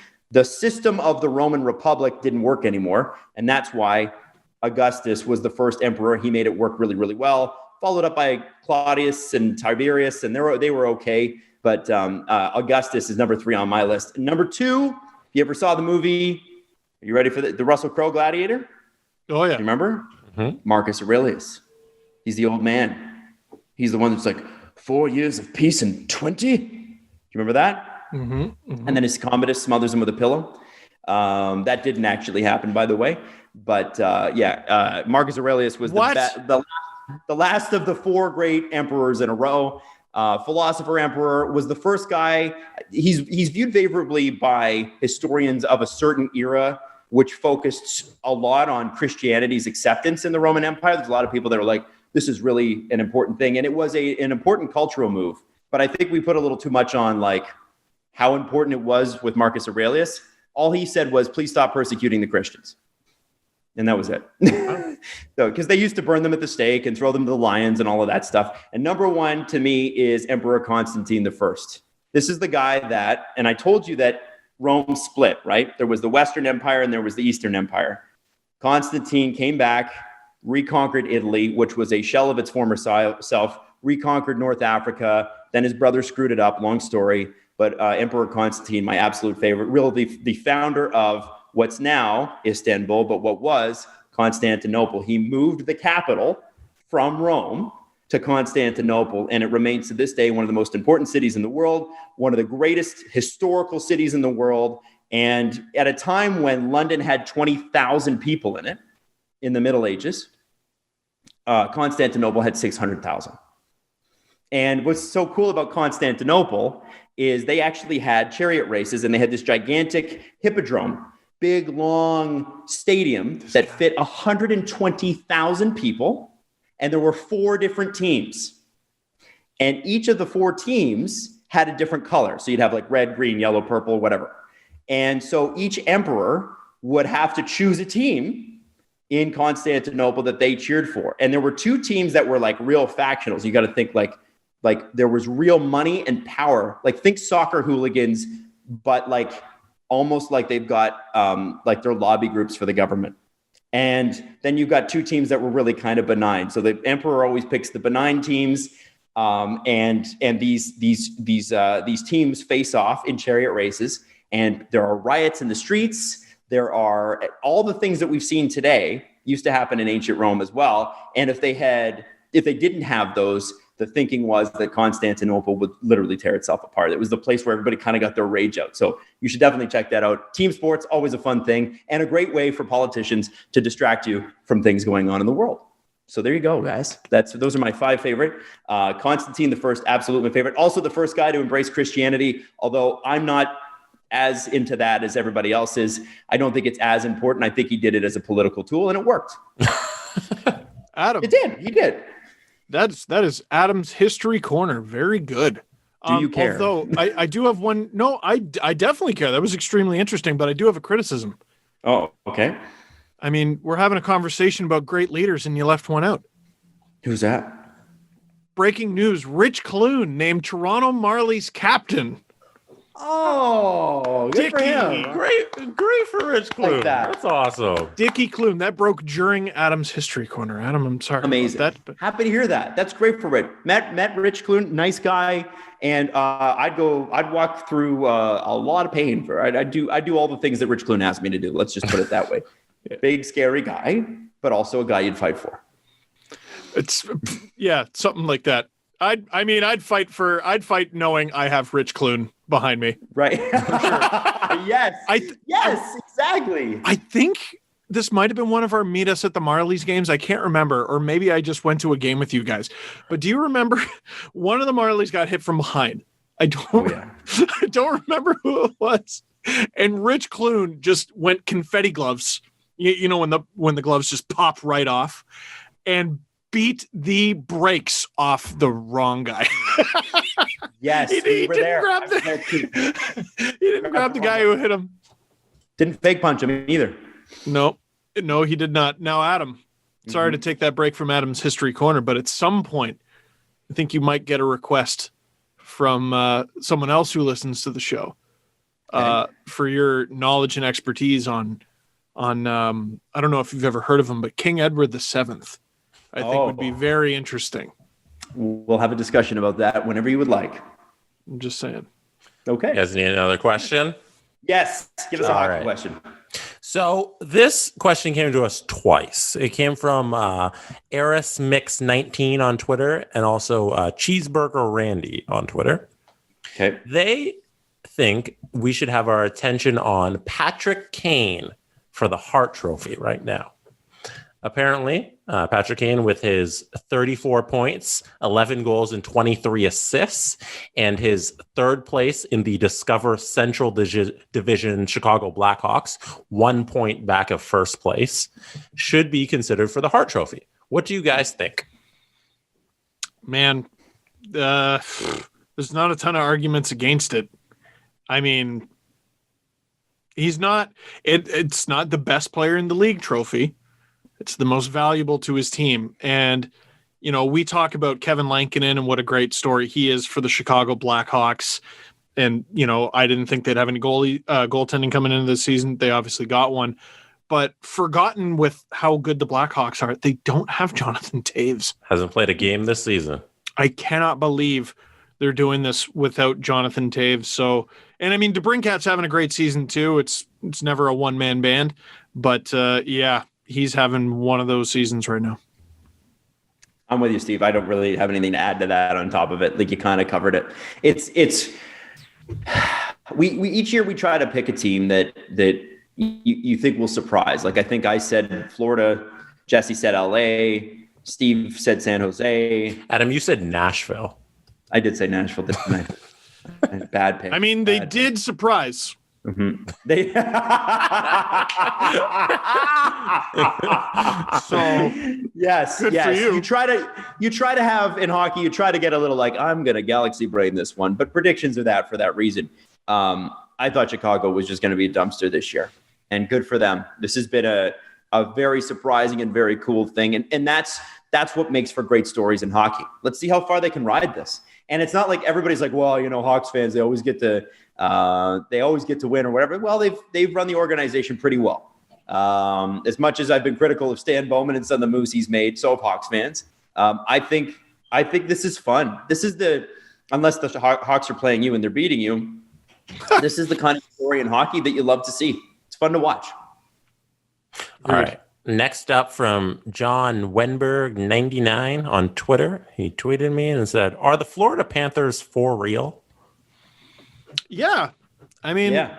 They're the team that I refused to bet on because they've looked like they've looked like we've been able to have, or at least ask the question, are the Florida Panthers for real for like 3 years now? Mm-hmm. And every time the answer is kinda. Are the Florida Panthers for real? Kinda. And now it actually looks like they are, but they still have the same problem. Again, like Jake Allen could take Montreal deep into the playoffs. It still won't be good that Carey Price is sitting behind Jake Allen. The Florida Panthers are doing incredibly well. It's still not good that Sergei Bobrovsky is sitting behind Chris Driedger. Yep. But They're winning games. Who cares? The interesting thing, Steve, I think too, when you look at the Florida Panthers, it is the way you felt about them this offseason is the way you're gonna feel about them next offseason, which is I don't fucking know, man. Like it's you know, like you're like look at the talent. Look at the talent. You think there has to be something, but we said that the last 2 years, and as you mentioned, hasn't been there. And the goal, you know, the big $10 million contract never helps. And so, yeah, I mean, they are for real this year. That's my asterisk, though. They are for real this year. Right. Also, 7-3-2 at home is very good. 6-1-1 on the road. I want to see if they can keep that up because that is stupid good. That's one of the best percentages in the NHL. Although it's not as good as 7-1-1, which is what the Leafs have, baby. Just noticed that now. I didn't even know they were that good. All right, final question. Sure. Yep. This is from @DrewIsOnFire on Twitter. Drew asks, when you guys record the podcast, are you also sitting on exercise balls? Now, this question comes from a TikTok that Steve's wife, Mrs. Dangle, made. And in the TikTok, Steve is sitting on an exercise ball and pretend recording the podcast. Mm-hmm. Now, Steve, do you actually sit on an exercise ball when you're recording? Not the podcast, no, because two hours on an exercise ball is stupid. That's not good. I'm not like Dwight from The Office bouncing around and pinging. You're supposed to do that for like 15 minutes or something. But I do sit on a yoga ball for my LFRs, and I have for as long as I can remember. I cannot think of the last time I shot one not sitting on a yoga ball, unless it was like in a hotel on the road. Maybe I'm sitting on like a computer chair or something like that. I just like the bounciness. But some people did bring up a point that I thought was very funny because it's true and it does happen sometimes. How are you able to stay mad while you're bouncing? Good point. Really good point. Bouncing is a happy mode. Yeah. It's like kids bouncing bouncy castles. This isn't going to translate as well for those listening, but for those viewing, the Leafs suck and they're a joke and they're never going to win anything. That's what happens sometimes. Every now and then I gotta retake because I'm like, no, I'm bouncing like a child. Yeah, but no, Adam, two hours, no way. You record while standing for 2 I do. Which is crazy. Nope. That's what I got. So I actually stand on my I do it barefoot and I stand on my Pittsburgh Steelers blanket because my feet hurt after a while. And yeah, so I just stand the whole time, and I've got a stand-up desk. I found that when I was sitting, especially in the afternoon when you're doing like the morning show, I found this used to be, we never used to record it from 2 to 4. And so I used to be able to like nap or, you know, I was working or whatever, but I used to have a nap and then we'd do later in the evening. We used to record a lot during game time. Mm-hmm. And I was finding that I was getting tired during the show sitting down. So I was like, I can't keep doing that. So if I stand up and this basement that I'm in is freezing. So there's no way I'm going to get tired now. And that's You're wearing a t-shirt and shorts. Well, yeah, that's true. I wouldn't want to get too hot, but yeah, I think it was, I actually think it's been great. I like standing for the whole show. My feet tend to hurt. So I'll either wear sandals or I'll stand on like a big comfy blanket and I feel a lot better when I do that. That's crazy. Both of you guys do that from time to time, and that's crazy to me. I only do it when my back. What do you do? I sit in a chair like a normal person. It swivels. So sometimes I'm rotating, but I sit in a chair. Like a normal person with nice squishy discs in their L4, L3, L5. You lucky jerk. Not all of us have that. I don't have a broken back? Some of us have spines like a rusty bike, and it doesn't work so good, and you got to stand sometimes. Uh-huh. You got to stretch more. I do. I feel like I sit enough. I want to stand for a little bit. So if I have to stand a couple hours twice a week, that's what some people do for a living is they stand and they move and they, you know. So I feel like this is the least I can do. No? No, I commend you for your bravery, Adam. Thank you. Thank you. Yeah, you remind me of the Romans going to war. Yeah. Centurion, Adam, is what I am. So it shows why you're so warm, though, Adam. Because I was told by I believe it was the floor director, was that his title, of it was Jimmy Kimmel. He was a fan of the show, and he was a Kings and he was a Kings I remember fan. that. So he was in a good mood because they won in 2014. I got to go down to the Jimmy Kimmel show during my honeymoon because I was in California, and he said cold is funny. And he not bragged, but he was very proud of the new air conditioning system that he had installed in the building because cold is funny. You don't want a hot, tired audience. You want a cold and alert one. And Jesse has to tell us to turn off the air conditioning in the winter in the studio, or at least me. Sometimes I use it to waft farts away, but other times it's just because I'm cold. So, it's the morning. I mean, whatever. I forget because it's been a year, but like, wasn't that the first thing I would do every time I walked in? The Virgin, I would. Yeah. Well, so we have air returns in there and they kind of make this low humming. And when Steve would shut them off, like you could hear it on the show if we kept them on, but when Steve shut it off, by the end of the show, I would just be boiling. Yeah. Awful.